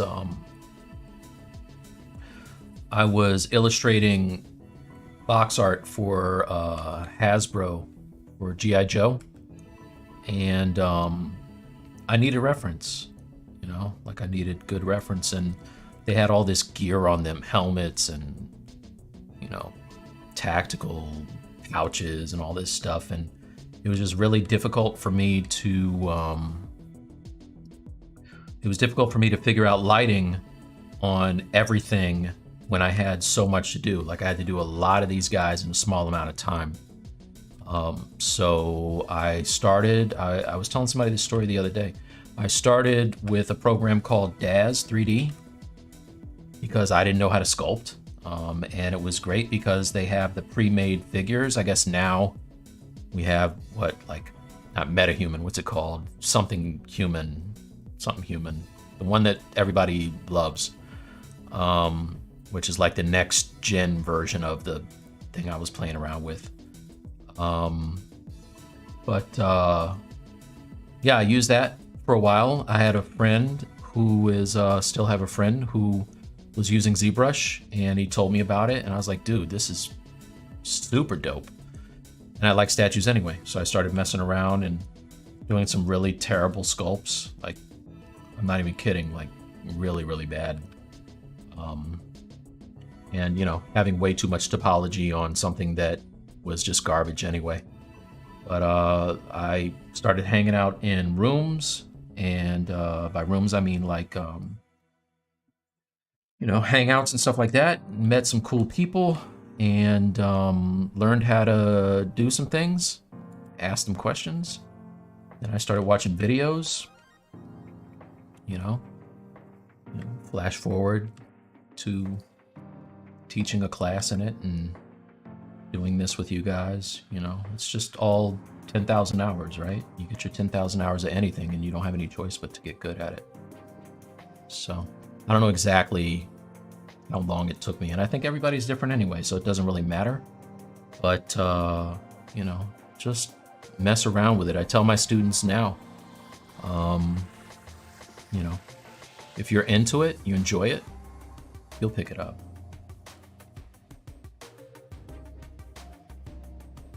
And I stay on my toes, man, because there's like everybody I know that I'm a fan of is like way younger than I am. Like Daniel Bell is ridiculously young.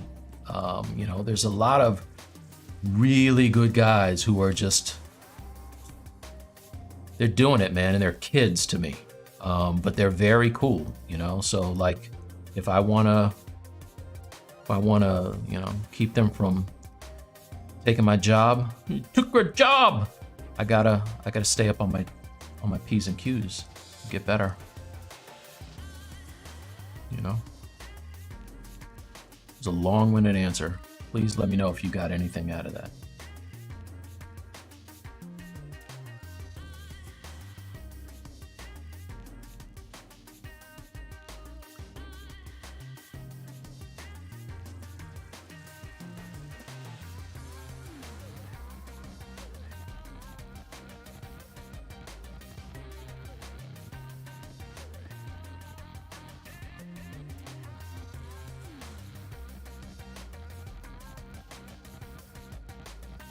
Just using the pinch tool here to get a more of a kind of a blade edge.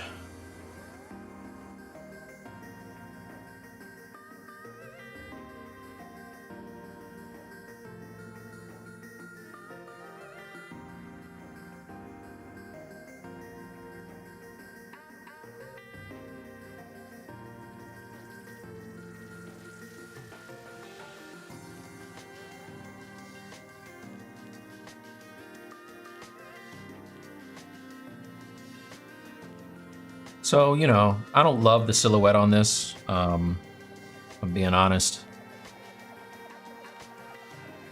I think it needs work.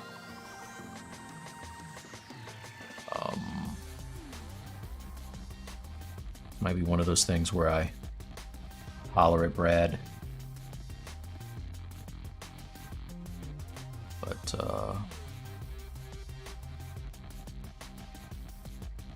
no, it'll get there eventually.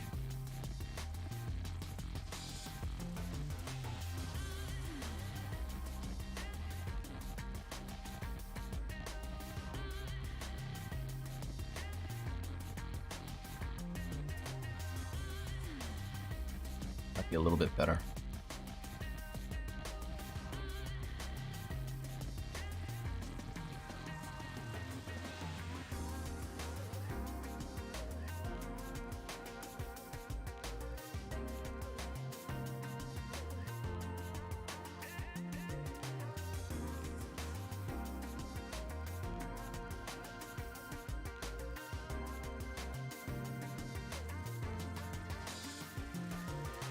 Yeah, so let's see what this looks like with the arm and the blade on the whole dude. Let's see.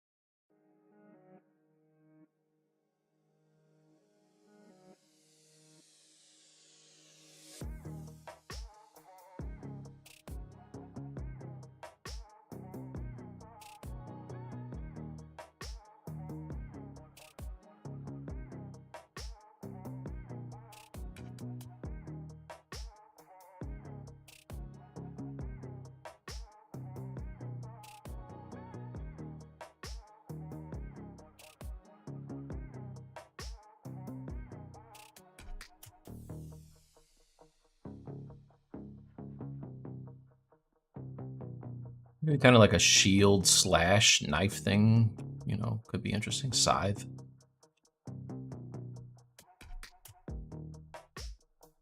I'll probably end up jumping into Photoshop and doing some drawovers on this. I do that a lot also.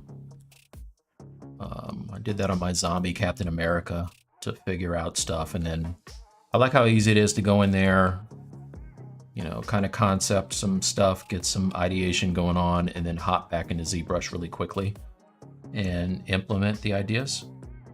See if it works or not. So that's probably what I'm going to do on this as well. I feel like this is too thin back here.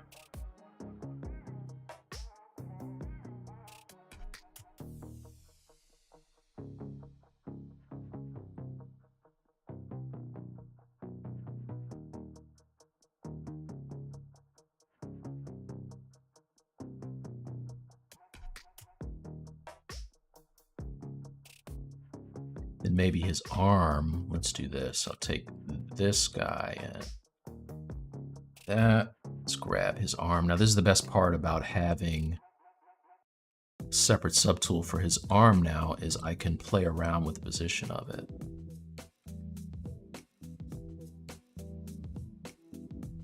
And so maybe it's more. Oops. What am I doing here? That's okay. It's supposed to be on this. W.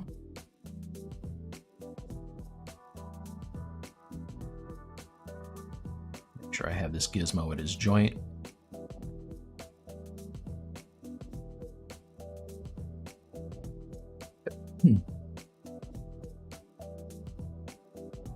Oops. Turn on the pizza boxes. Oh, maybe he's like about to haul off and slash this dude.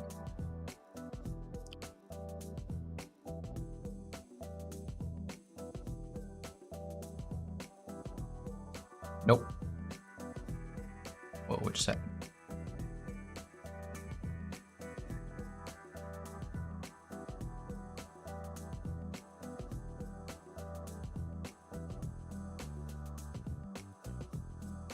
This is where having that thumbnail right there really helps too. All right, let's see. What I miss? Hey, Tara. Nothing wrong with being new to it. Metahuman, there you go. 1 second, this is my daughter. Hey, baby, I'm streaming. Can I call you later?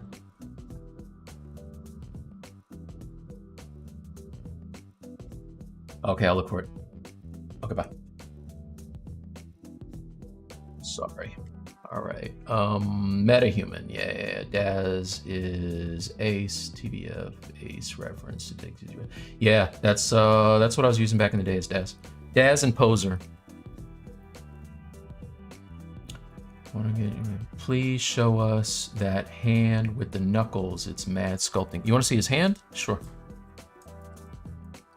This one's all right. I'm telling you, the Venom is actually better, but and then Anti-Venom is probably even better than that. Like you can tell what the order was. But yeah, this is, let's grab this guy and maybe I'll just hide everything but the hand and solo it. So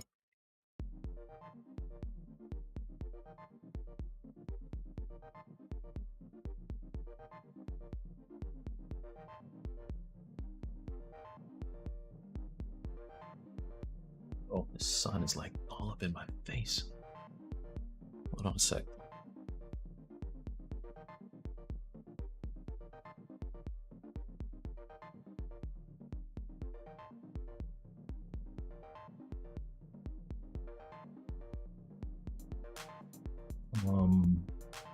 Anyway, yeah, here we go. So that's this hand.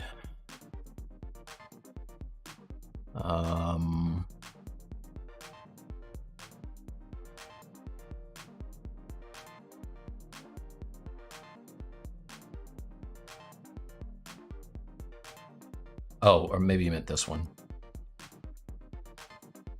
Yeah, this one's a little more. I like the whole, like, you know, like arthritic type of like hands. I do this a lot. One day it's gonna freeze this way, but I love this type of hand. I do it for everything, like literally. You can see I did it here too. If you turn on his, like his claws, it totally looks the same way. I pretty much, this is the secret. I use the same hand on all of my Venoms. Same hands, same hands. Let's see, let me open up the other one. Anti-Venom.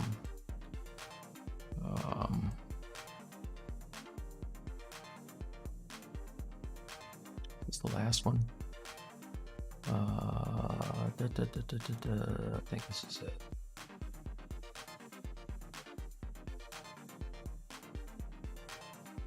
Turn off solo. Whoa.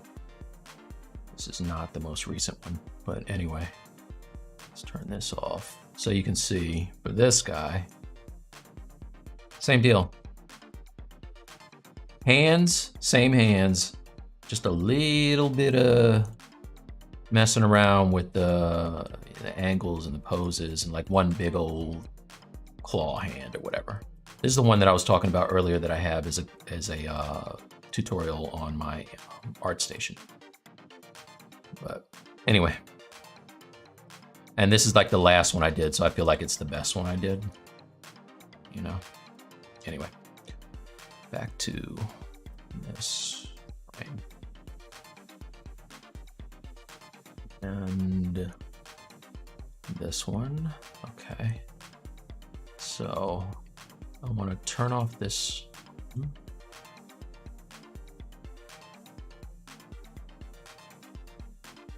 Like that, there you go.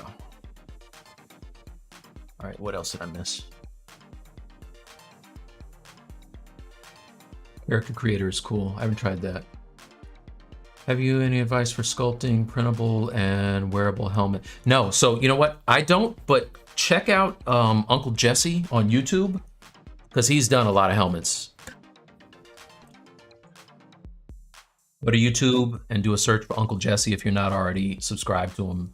Subscribe immediately, because he's dropping gems all the time. And I think he did a full size, he's got a ton of different printers, but he did like a full size Boba Fett, I think, or Mandalorian. He's got some that he pieced together. You know, he's got resin on my floor over there. You guys can't see it. Let me see if I can switch. But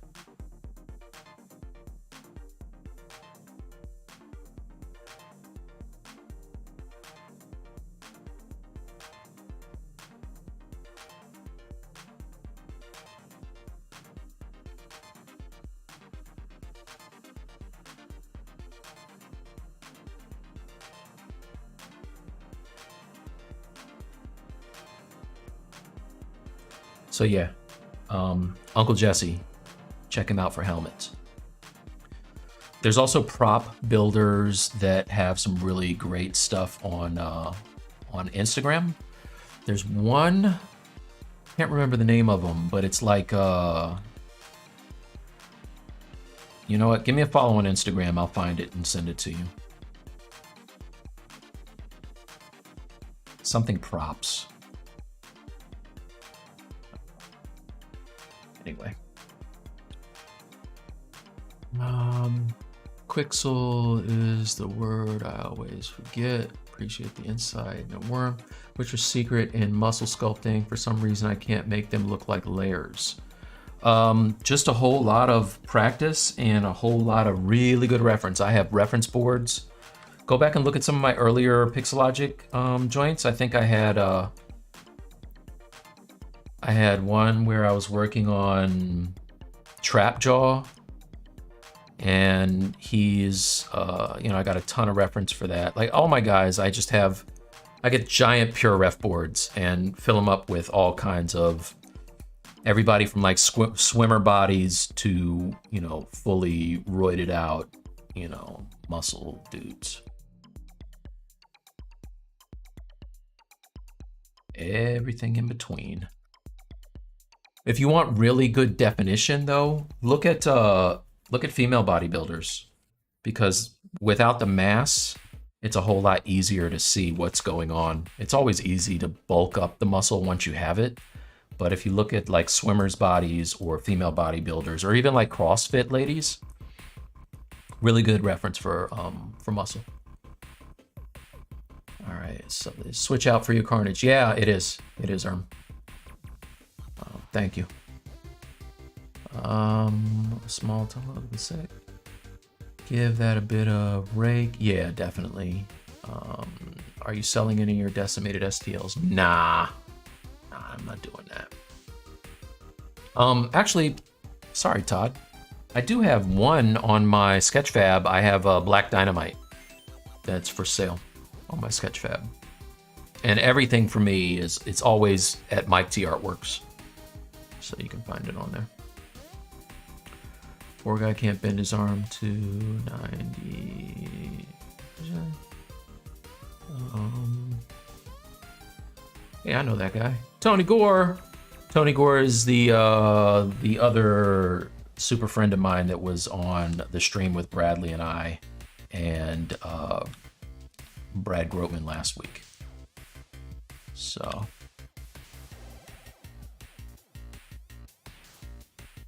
very cool dude. Very cool dude. If you guys aren't subscribed to Stylist League, I mean, I don't know why. It's free, and we got a lot of good content on there. Some dope guests. Go to our YouTube and our Discord and give a subscribe. We have a contest, like I said earlier, on Discord that Bradley just put up today. The theme is... What's the theme again, Bradley? I forgot. It's on our Discord, but you can win a thing that Bradley has. This thing, tour box, if you haven't heard of it. It's kind of like a macro thing where you can program in your stuff. You know, our last contest, we had a first place winner that's going to get some Stylist League swag. We're getting hats and mugs and stuff made up. They won one of those. Everybody, the top 3 got copies of my anti-venom tutorial. So you never know what you're going to win. Also, it's just a good place to hang out.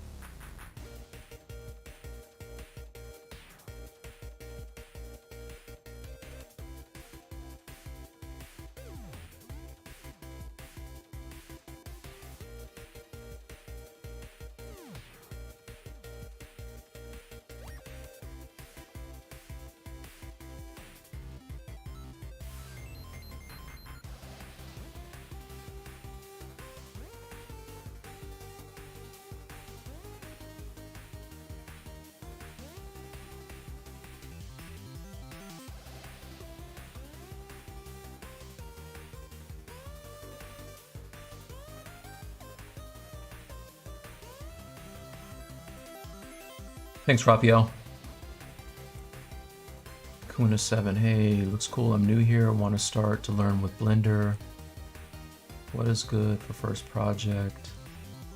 Well, holler at me in Stylist League. Blender is kind of competitor, you know what I'm saying? So, talk about it too much here, but I'm sure you can get that info online with no problem. It's a different piece of software.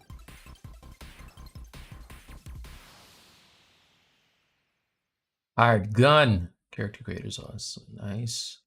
So the illustration part is going to be a comic book cover, poster. Yeah, so this is just me sculpting stuff that I think is, you know, fun. But I will show you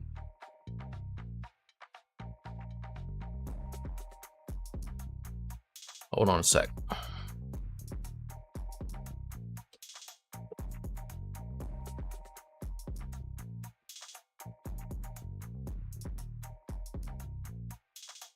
Oh, geez.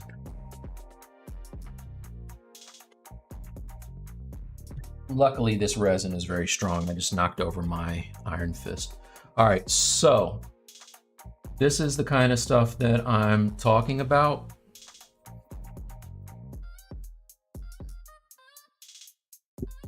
So I did these Fleer cards. My original Venom, not my original anti-Venom was used for this card. And this is illustration that I did based off of the original sculpt, right? And then they made it into like the card that you buy when you buy Fleer's Marvel cards. I did this Spider-Man as well. And this was a sculpt that I did that I used as reference, and then I painted in all the details. So like if you really want to see the details, well, I'll show you all the cards first, right? So there's those, and then I have a couple of X-Men cards. Remember my Hulk? Anybody remember my Hulk? I used that Hulk as reference for my Juggernaut. And that just shows you how, oh, that's a nice clear picture. That just shows you how versatile and really just handy it is to have a base model that you can use as a starting point to paint. You know, I use that as reference for my painting. Also did a sunspot. Let's see if I can get it to focus. Sunspot from the X-Men. Right, so these cards came out like the Fleer Marvel Ultra X-Men joints. But yeah, so like that's where illustration by way of sculpture comes. I use ZBrush to help me with my, you know, my illustration job for movie posters and toys and games and blah, blah, blah, blah, blah. Me, everything me. All right, anyway, enough about me. What about you guys? You should send Uncle Jesse one of their sculptures to print. Yeah, no doubt. I'm definitely gonna do that. I saw that Ian did that and got his, he got a lot of shine for his zombie cap. I thought that was dope. So yeah, I would love to send Uncle Jesse something. I already talked to him about it. He has to tell me which one he wants.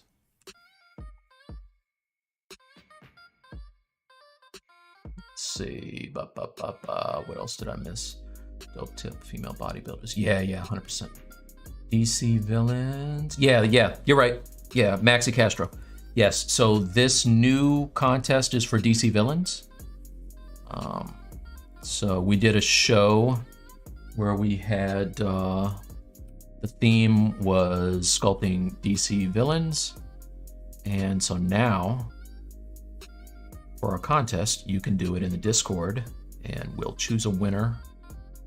And you can get some stuff, you know what I mean? And get a portfolio piece. Even if you don't win, you have a portfolio piece, which is nice.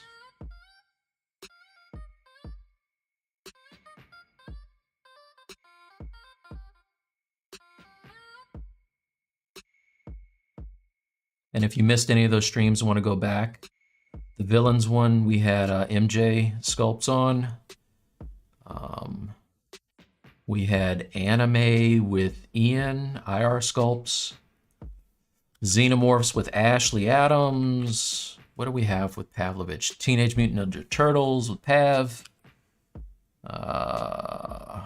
Danny and I did 80s cartoons and retro video games. It's a lot of stuff. You can go check it out on Stylist League. Like, a whole lot of cool content. Tell a friend. Do with this.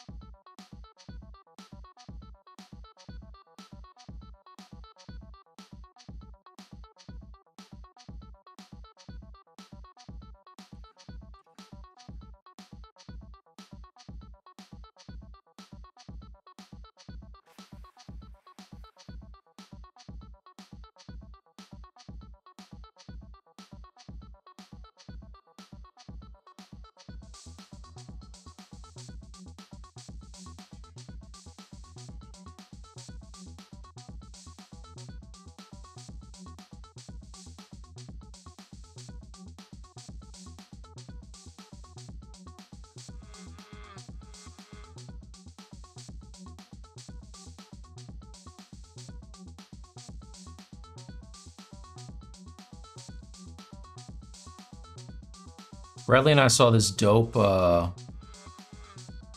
workflow where you go from ZBrush into Substance Painter, but I don't have to worry about my topology so much and my UVs. The guy in the video does a thing where he just decimates it, takes it into Sculptress. I keep saying Sculptress, Substance Painter, and does the auto UVs in there, and then starts to do some really amazing detailing that he then converts into physical geo for the print. So I think tomorrow for Stylist League, what we're gonna do is we're gonna give that a shot, see what happens, because I was very interested in that. I thought it was a dope workflow. And I haven't been in Substance Painter in a minute, and I have been paying for it. So probably not good. I should probably use the thing that I give them money every month for.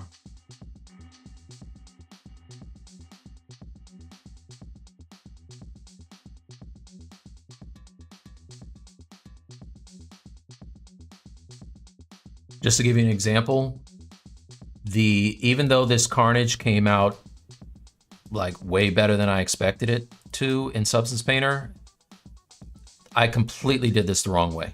Like the file was so big that I can't even get it to open now. I think I saved everything as 4K maps. This was an example of the way that I worked when I first started using ZBrush, and thought that, hey, the only way that I can make these statues look really, really cool is by subdividing the crap out of them when I start. I was like, the more geo I have, the better it's gonna look, which is dumb, right? I thought the same thing with my,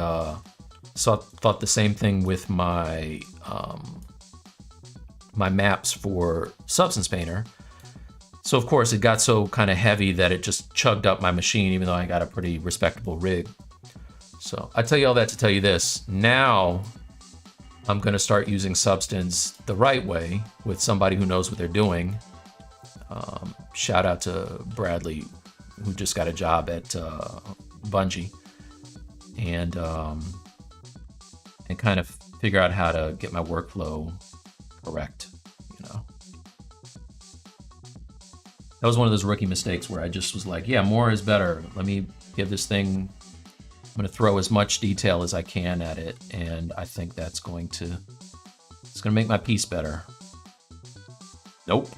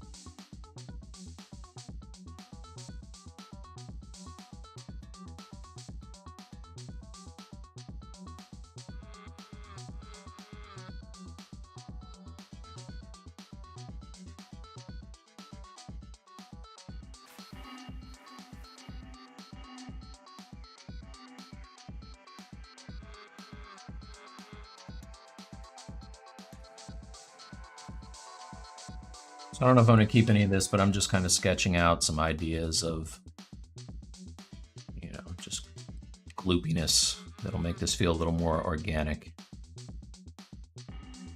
May stay, they may go.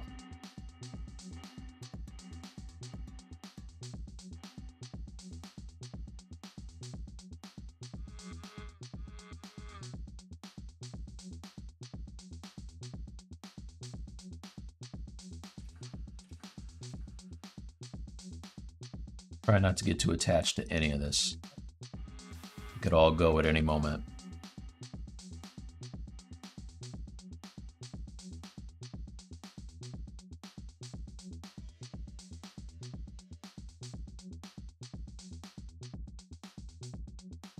On time.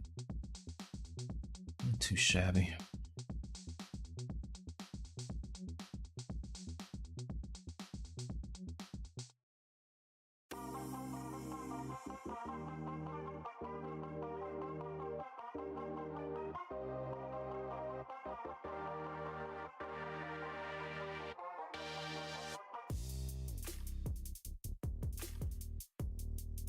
So I think by the time I do my next stream, I'll finally be able to talk about my sideshow joint that it's coming very soon. Keep saying that.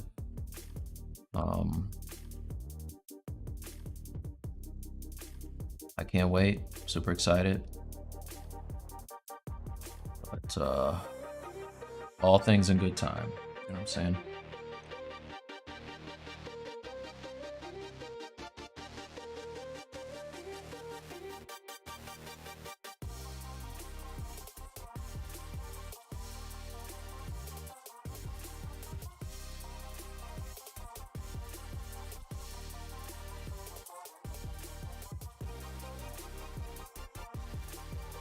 All right.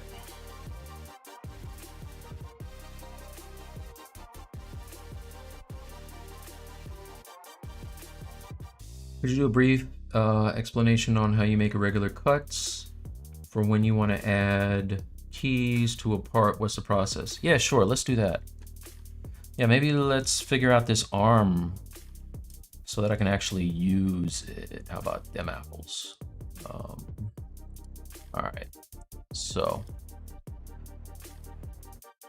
all right, let me go back to this one, solo it out, and bring back my arm.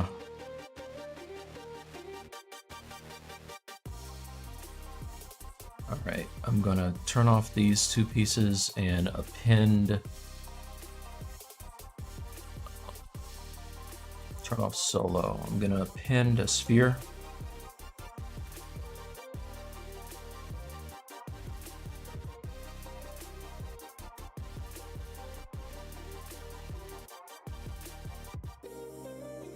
Oops, what did I just do? No. All right.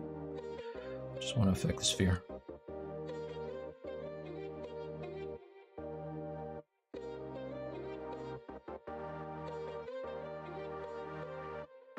On transparency so I can see what I'm doing here.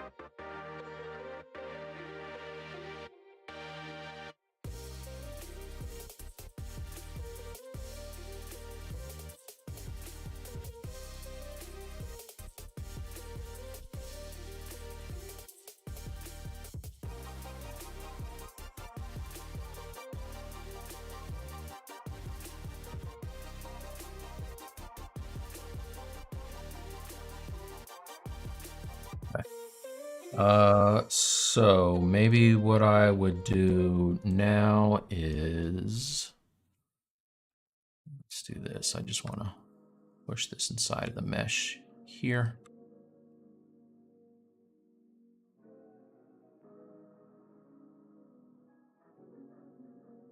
I'm looking for it to meet up with a natural kind of a cut in his body or joint. So I think where it, the arm kind of transitions into the chest is a good spot.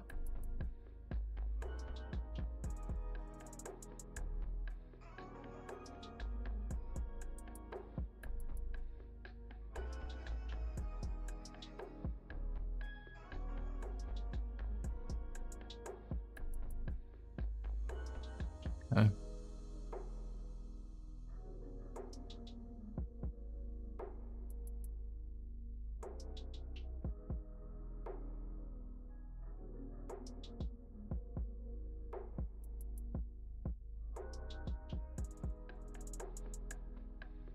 All right, so then I want to look for like a natural cut line that makes sense.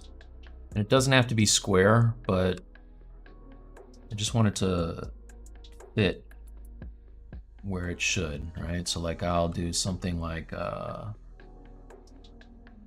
let's see.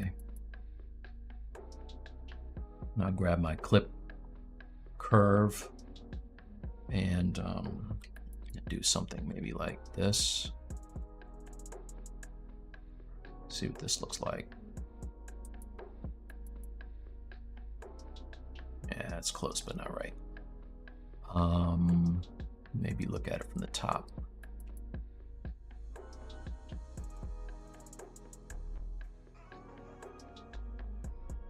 All right, so that's not bad.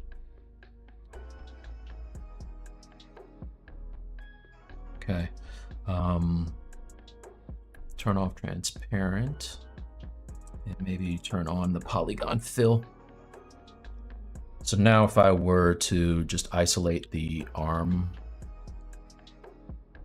and this part, I want to make sure that this fits in the space,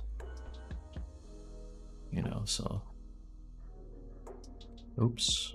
So now I kind of,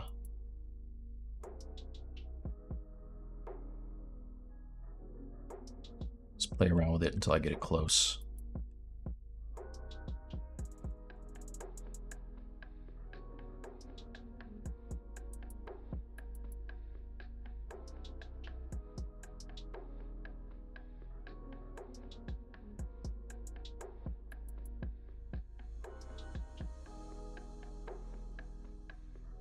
It really doesn't matter what the inside of this piece looks like, as long as it's kind of, you know, regular. You know, you don't want it too jagged. It'd be nice if it was smooth. I'm gonna put a key here anyway, but I just wanted to make sure that these pieces, you know, kind of marry up.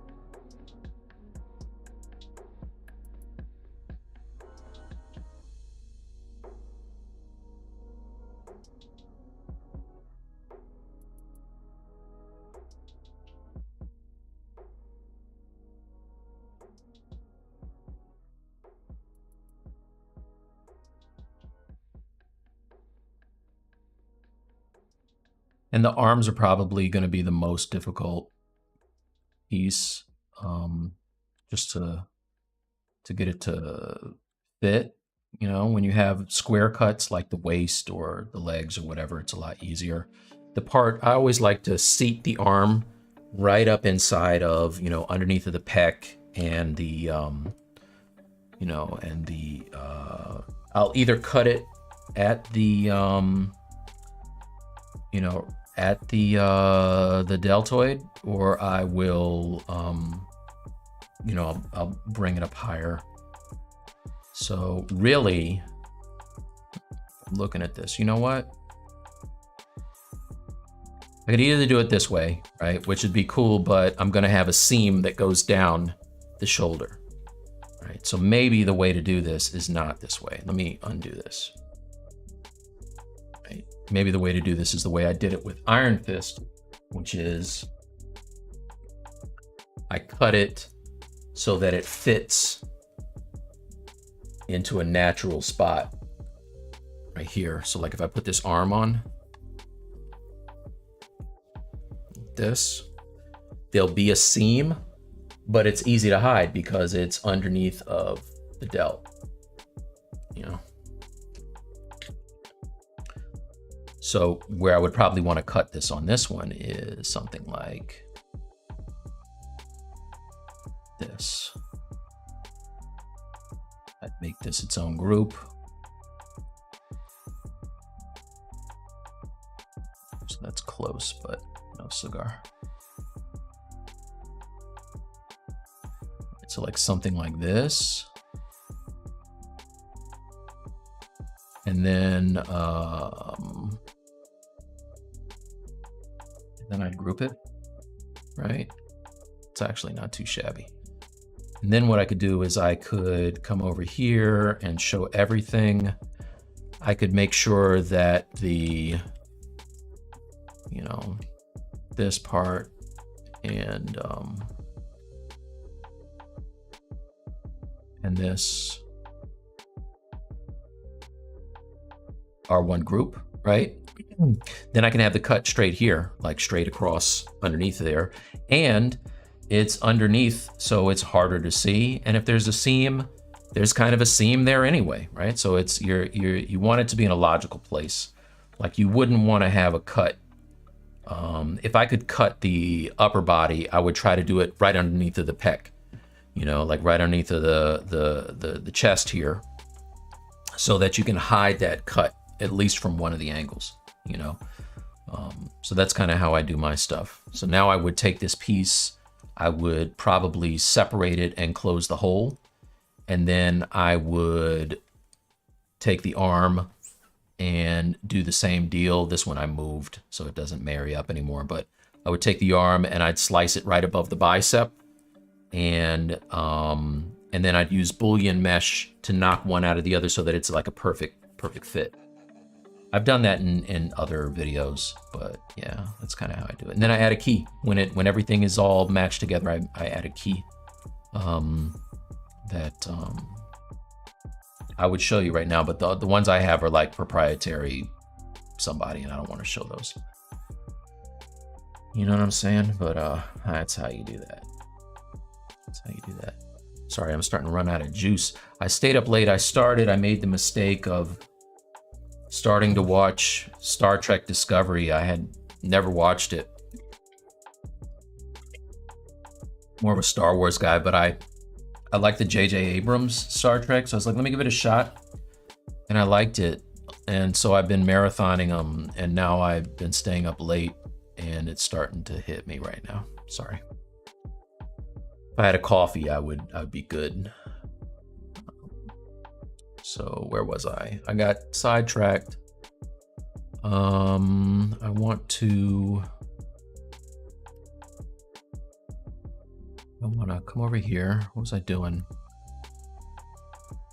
I want to hide this part, and I want to hide this part, and I want to hide the arm. Like that.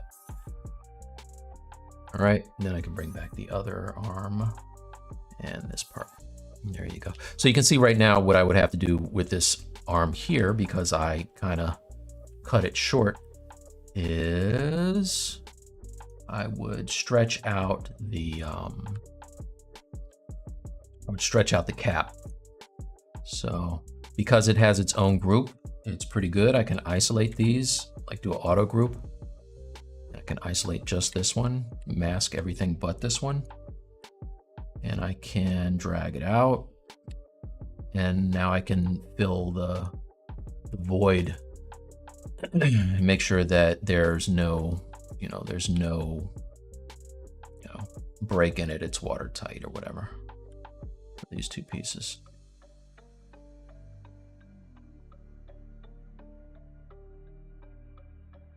Okay.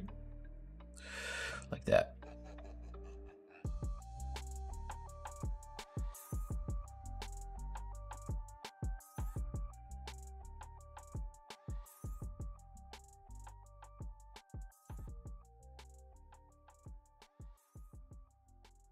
And I could just sculpt back my details.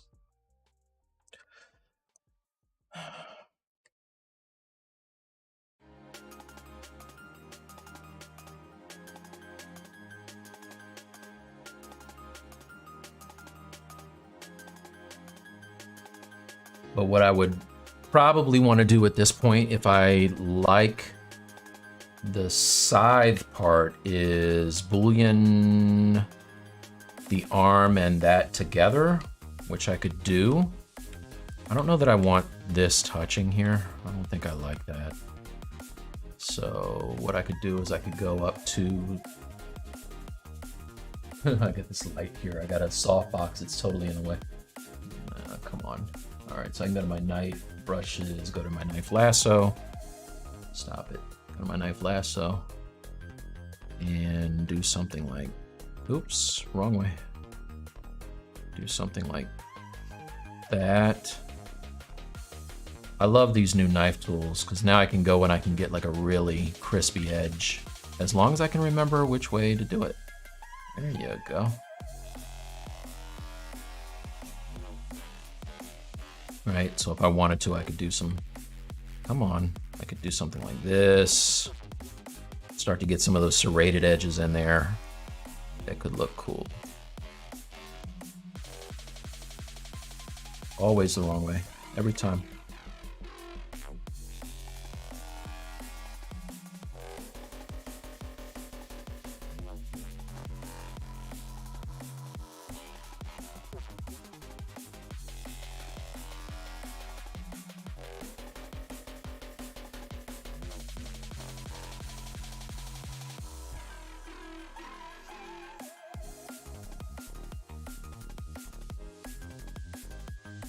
So I did this Tetsuo that I had to do like this broken up bridge, and you might have seen it on the installer, but I used this knife lasso for the broken up pieces of concrete, and I love it. Like it's really good. I mean, that thing is good if you can remember which way to make it go. Look at that. You get some nice little serrated edges by doing this way. Oh gosh, don't crash. Please don't crash. Ah! I got greedy. I can't even remember the last time I saved. Save often, kids.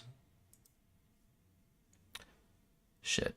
I got greedy. That's on me.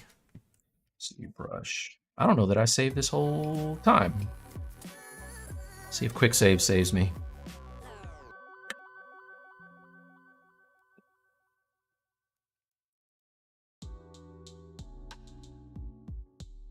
All right. Jugger Hulk, yes.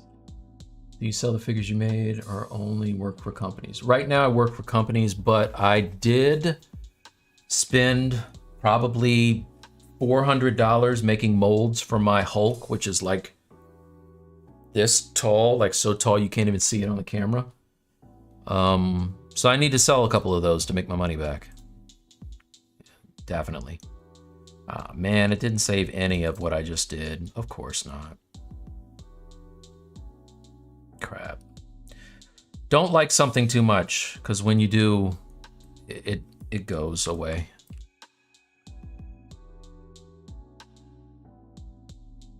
Totally lost it. Great. All right.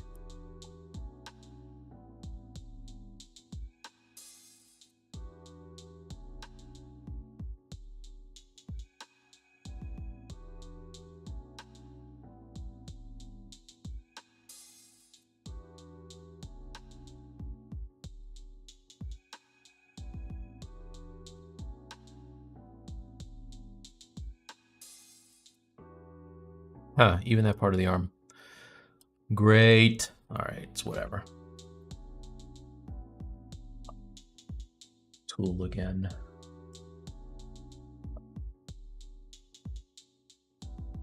Which is a knife lasso, skip, yes.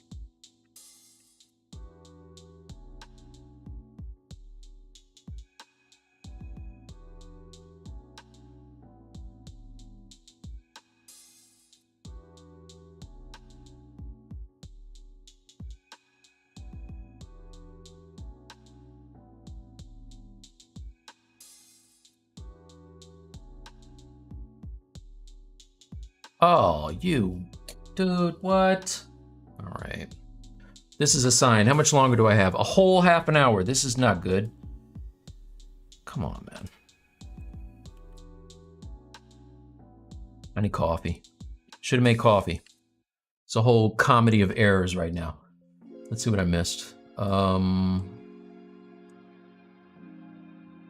Slice curve. Yes.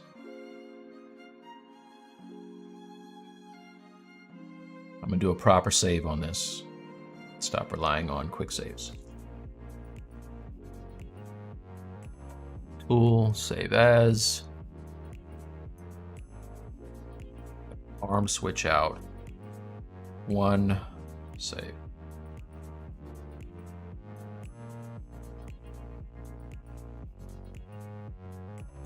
Contest is now sculpting Marvel villains. Wait, unless Bradley changed it, it should be DC villains.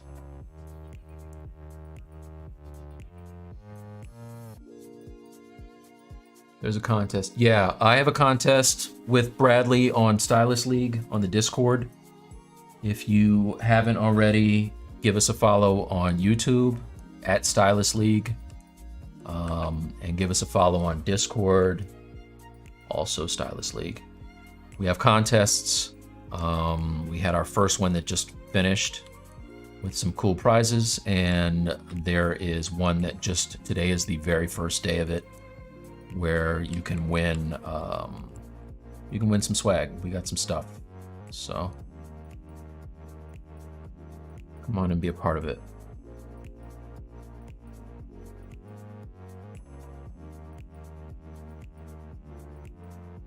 Okay. All right. Save as. Yes. Yes. Okay. All right.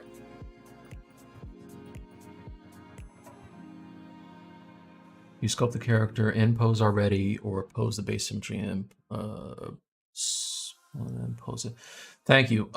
Yeah, so I will sculpt up some details in a relaxed pose, and then I will break symmetry as soon as I can and take that into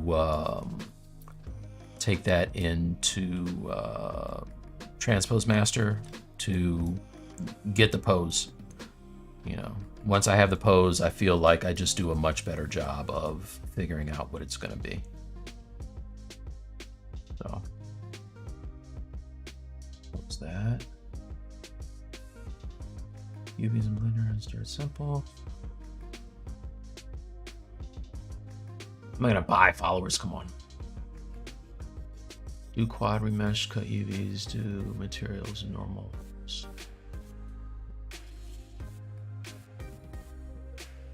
Why not using decimation to lower the sizes? Yeah, I will when I'm done. I'm just not there yet. Hello from Ukraine. Hello. Watch your videos, stream.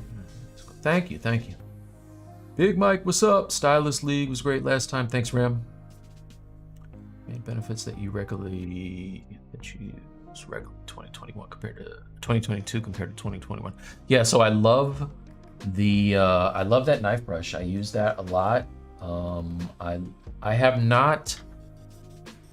I'll be 100% honest. I have not really gotten the hang of Stager yet.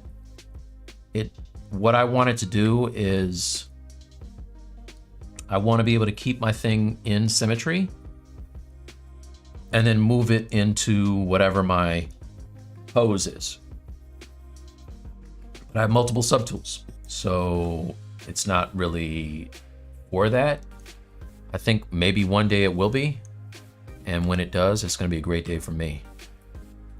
But yeah, Stager is dope. The bevel brushes, I kind of use them. And also the bevel, what's it called?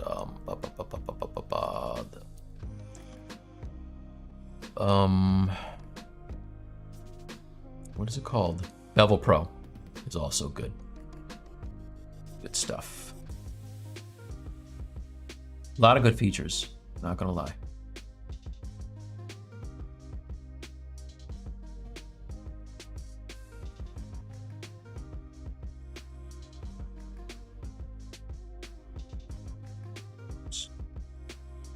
Always the wrong way. Oh, it's gonna do it again. Dude! I don't know why it's doing that. I've had a crash. I've actually had no crashes in... I can't even tell you the last time I had a crash. And today I have all the crashes.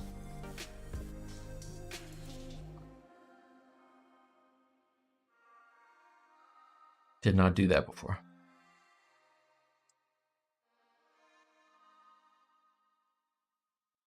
Maybe that file was corrupt. Let's load this one. There, close.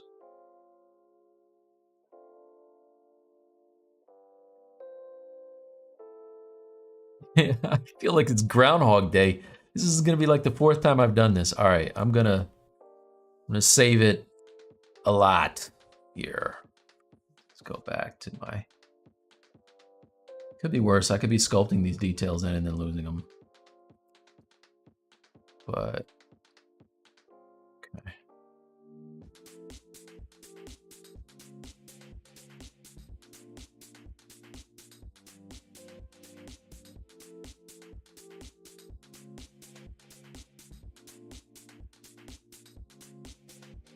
Save. Yes, yes. Okay. Maybe if I solo this, I'll have better luck. Why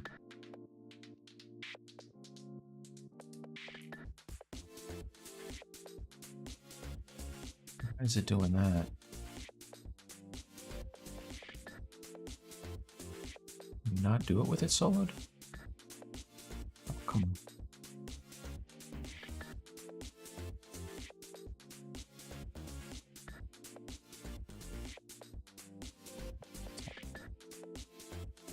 Delete hidden. Okay.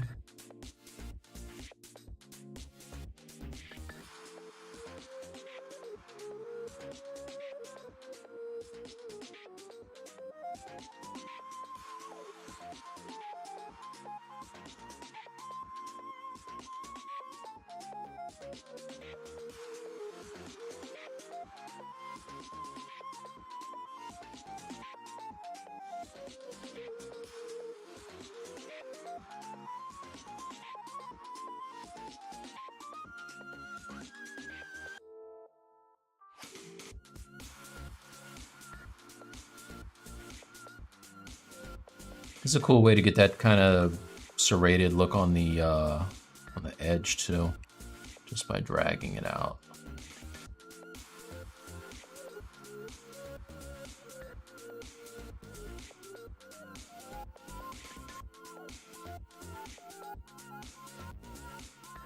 Uh-oh, I like this. I better save.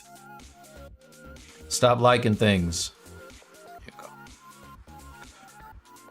Let's see.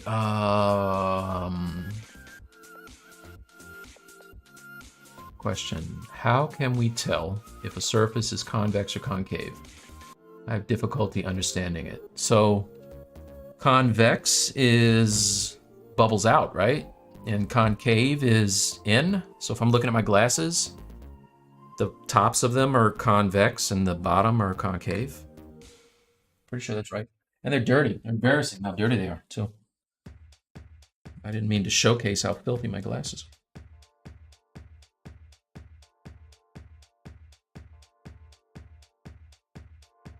Yeah, that's how I understand it.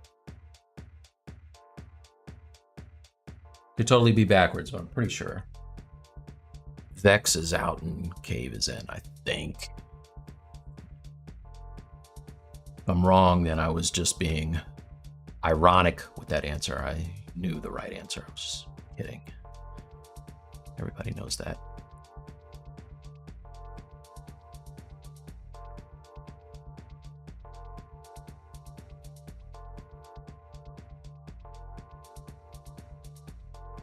So these are like the Alex, I was gonna say Alex Ross. These are the Bob Ross moments where you get some happy little accidents. I apologize. There's probably maybe 10 people in here that are old enough to understand that reference. Alex Ross was a dope artist with an even better afro, who had sage advice. There's a really good documentary on him on Netflix, by the way, if you haven't seen it. It's really good. All right, what am I doing?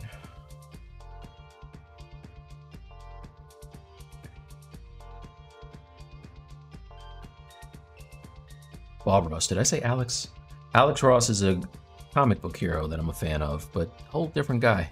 Not related at all.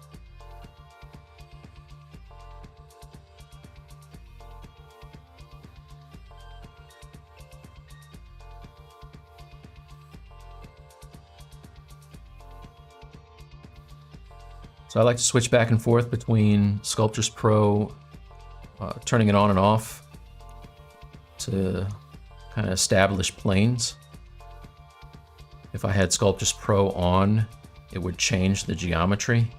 So sometimes I turn it off And then when I want to either up the decimation or lower it, I'll turn it back on again. That looks not right.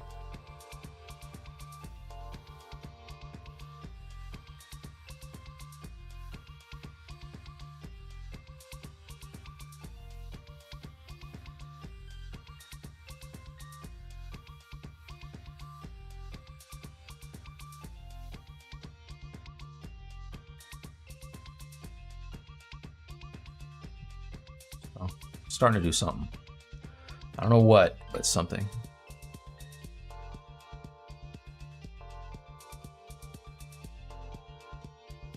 There's an easy way to solve this. I could just look at what Daniel Bell did, copy it, but I feel like his is so awesome, I'll completely ape that design, and then people will be like, oh man, you stole that from Daniel Bell. I'd be like, I did. I totally did. So I can't do that. I'm not gonna do it. Want to do it, but I'm not gonna.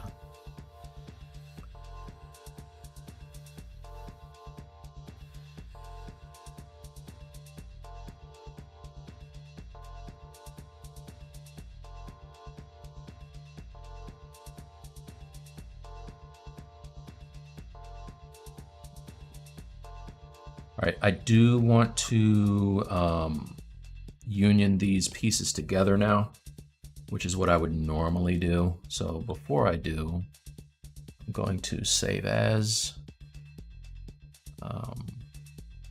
save, yes. Okay, I'm going to grab this arm here and get the inside of it.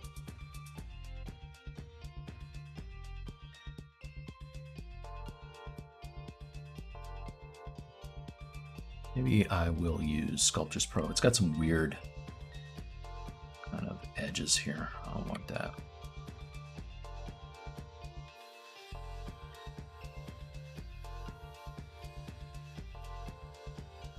Why is it not? Oh, I have multiple subdivision levels, that's why. All right, so let's delete. Let's delete lower. There you go.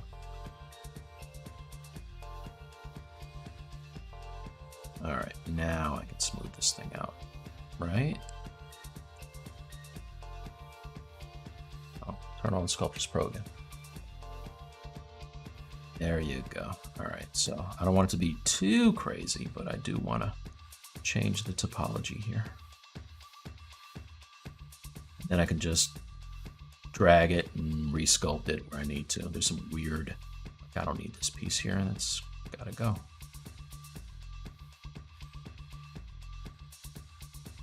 Really?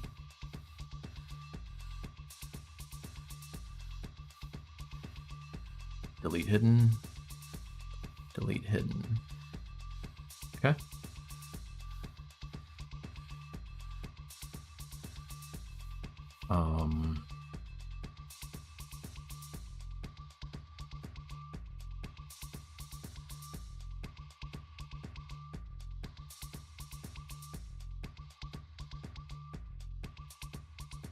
What I'm doing, I just isolated that cap and I just pulled it into the body there. And it's interesting because by doing that, I'm getting that striation that's like, wow, that's a crazy happy accident right there, you guys. I'm just getting like a striation that looks like muscle fibers. Totally meant to do that, everyone. If you're in doubt, that's what I meant to do. That dope. I didn't know it was going to do that. All right. So yeah, once I get it close enough, then it's cool. It doesn't have to be perfect right now because what's going to happen is I will, like I said, cut and key this. I'm going to be doing some sculpting. So just want it to be close enough. Like this. Maybe drag this down a little bit and then push it in.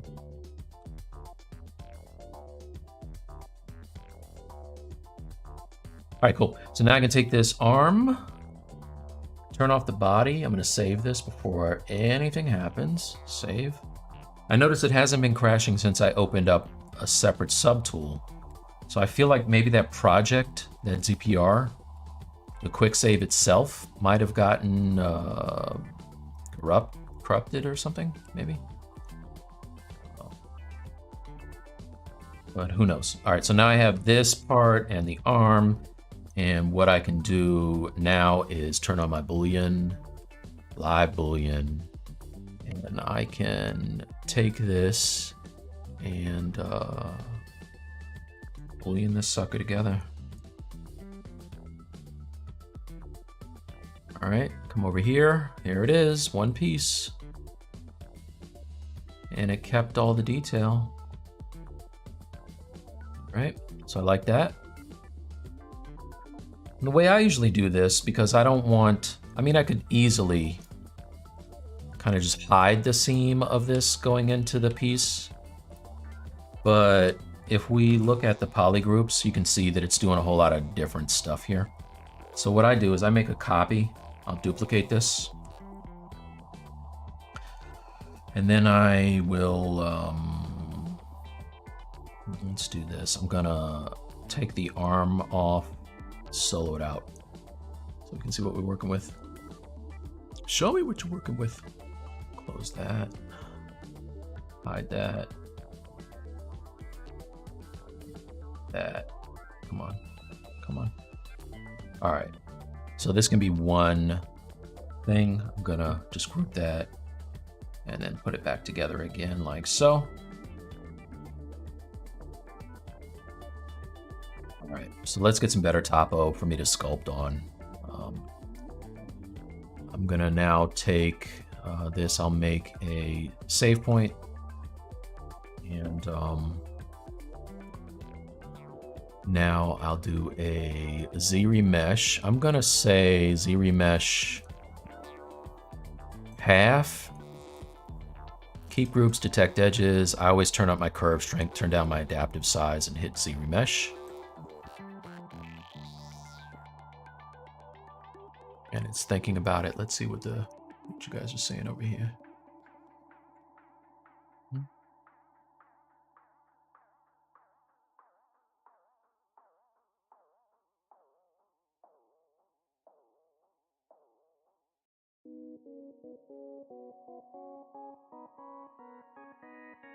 Greetings from Chile. What's going on?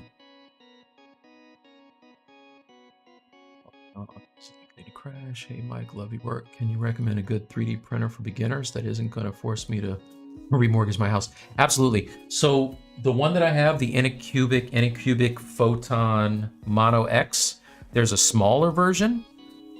And my friend Brad Grotman liked it so much, he got 2 of them. They're on sale. I think they're on sale, and they it's good. It's just a little smaller version. Like same type of detail. This looks kind of whack. Let's see. All right, what happens if I project history here? Oh, project history. It's got some plane changes going on, so we'll see. I'm going to put history here.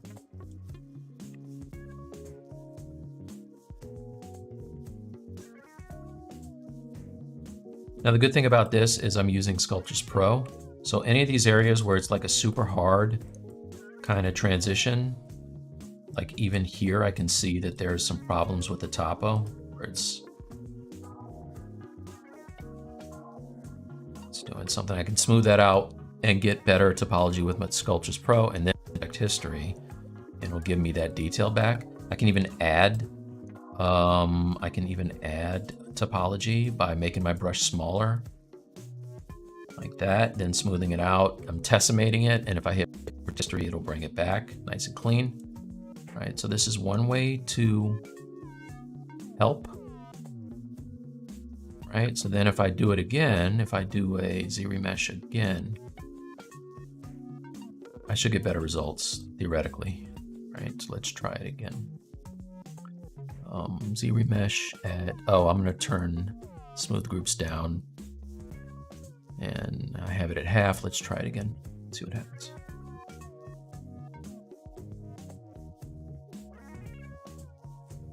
So that's gonna think about that.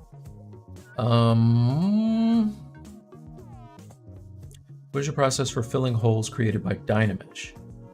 Try to inflate and weld, close holes, decimate, re-Dynamesh, but it's a hit and miss. Sometimes I feel like it makes it worse. Yeah, you know what I do is I'll take a separate subtool, like I'll maybe take I'll append a sphere and lay it over top of the thing, and then either Dynamesh it or live boolean it together. And that generally works for me.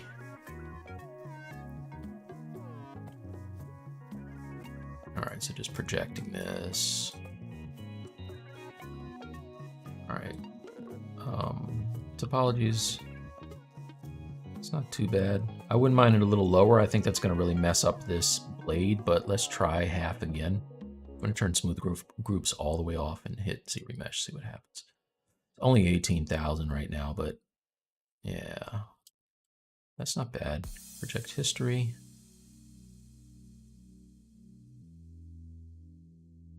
It's not bad. All right, so now divide. Let's see if I can get some of that detail back. I feel like I'm gonna get some spiking up around here. This is gonna get kind of messy, but maybe not. Let's see. Project history. Down here in the blade, it got wild. The good thing about this is all kind of, you know, it's all playing with house money at this point because nothing is solid on the blade. So if it gets messed up, you know, it is what it is. Just sculpt it back. I have a hole here. Actually like what that looks like, but let's do this. History. Divide.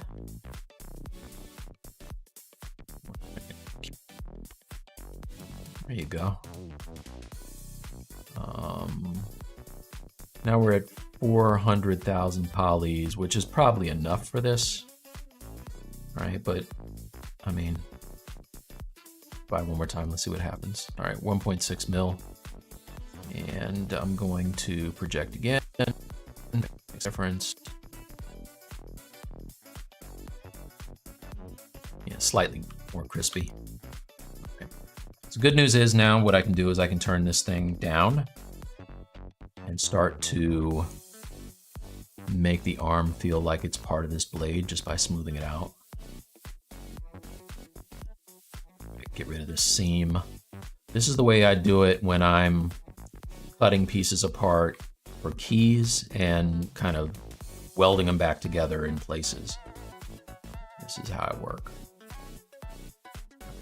Divide it again, not divide, but step up in the divisions.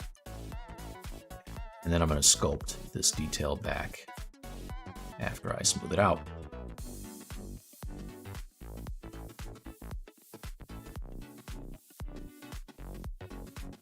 But I knew it would look better once it feels like it's, you know, kind of morphing into this blade.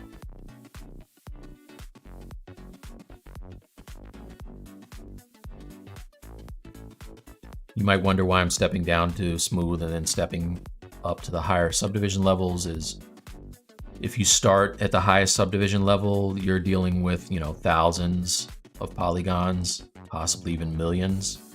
And so it's more of a strain on smoothing it. So it's easier to step down, smooth, and then go up to the higher subdivision level.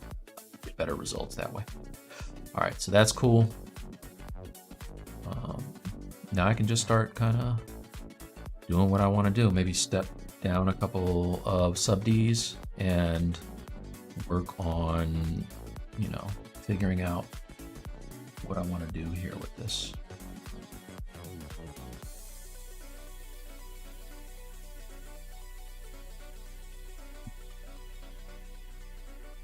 It's a little low, maybe a little too low.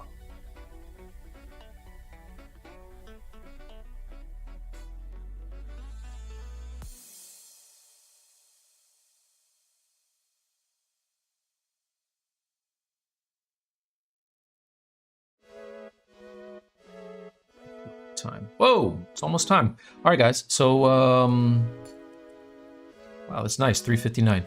All right, so yeah, I'll keep on doing this. If you haven't already, subscribe to Stylist League at Stylist League on YouTube. League, spell it right. On YouTube, come to our Discord, join us on Discord. If you like what you saw, I'll be doing it again tomorrow. I'll probably be working on this tomorrow on my channel with Bradley. If you want to see more of the whole process, like from nothing to this level of detail, pick up my anti-venom tutorial on ArtStation. And like I said, we have a contest on Stylist League where you can win prizes. Also get to meet other people who are doing cool stuff. We got a lot of people on the group that are also presenters here that just come to, hang out and do stuff. All right, so everybody have a fantastic weekend, and I will see you later. Stay safe, and thanks for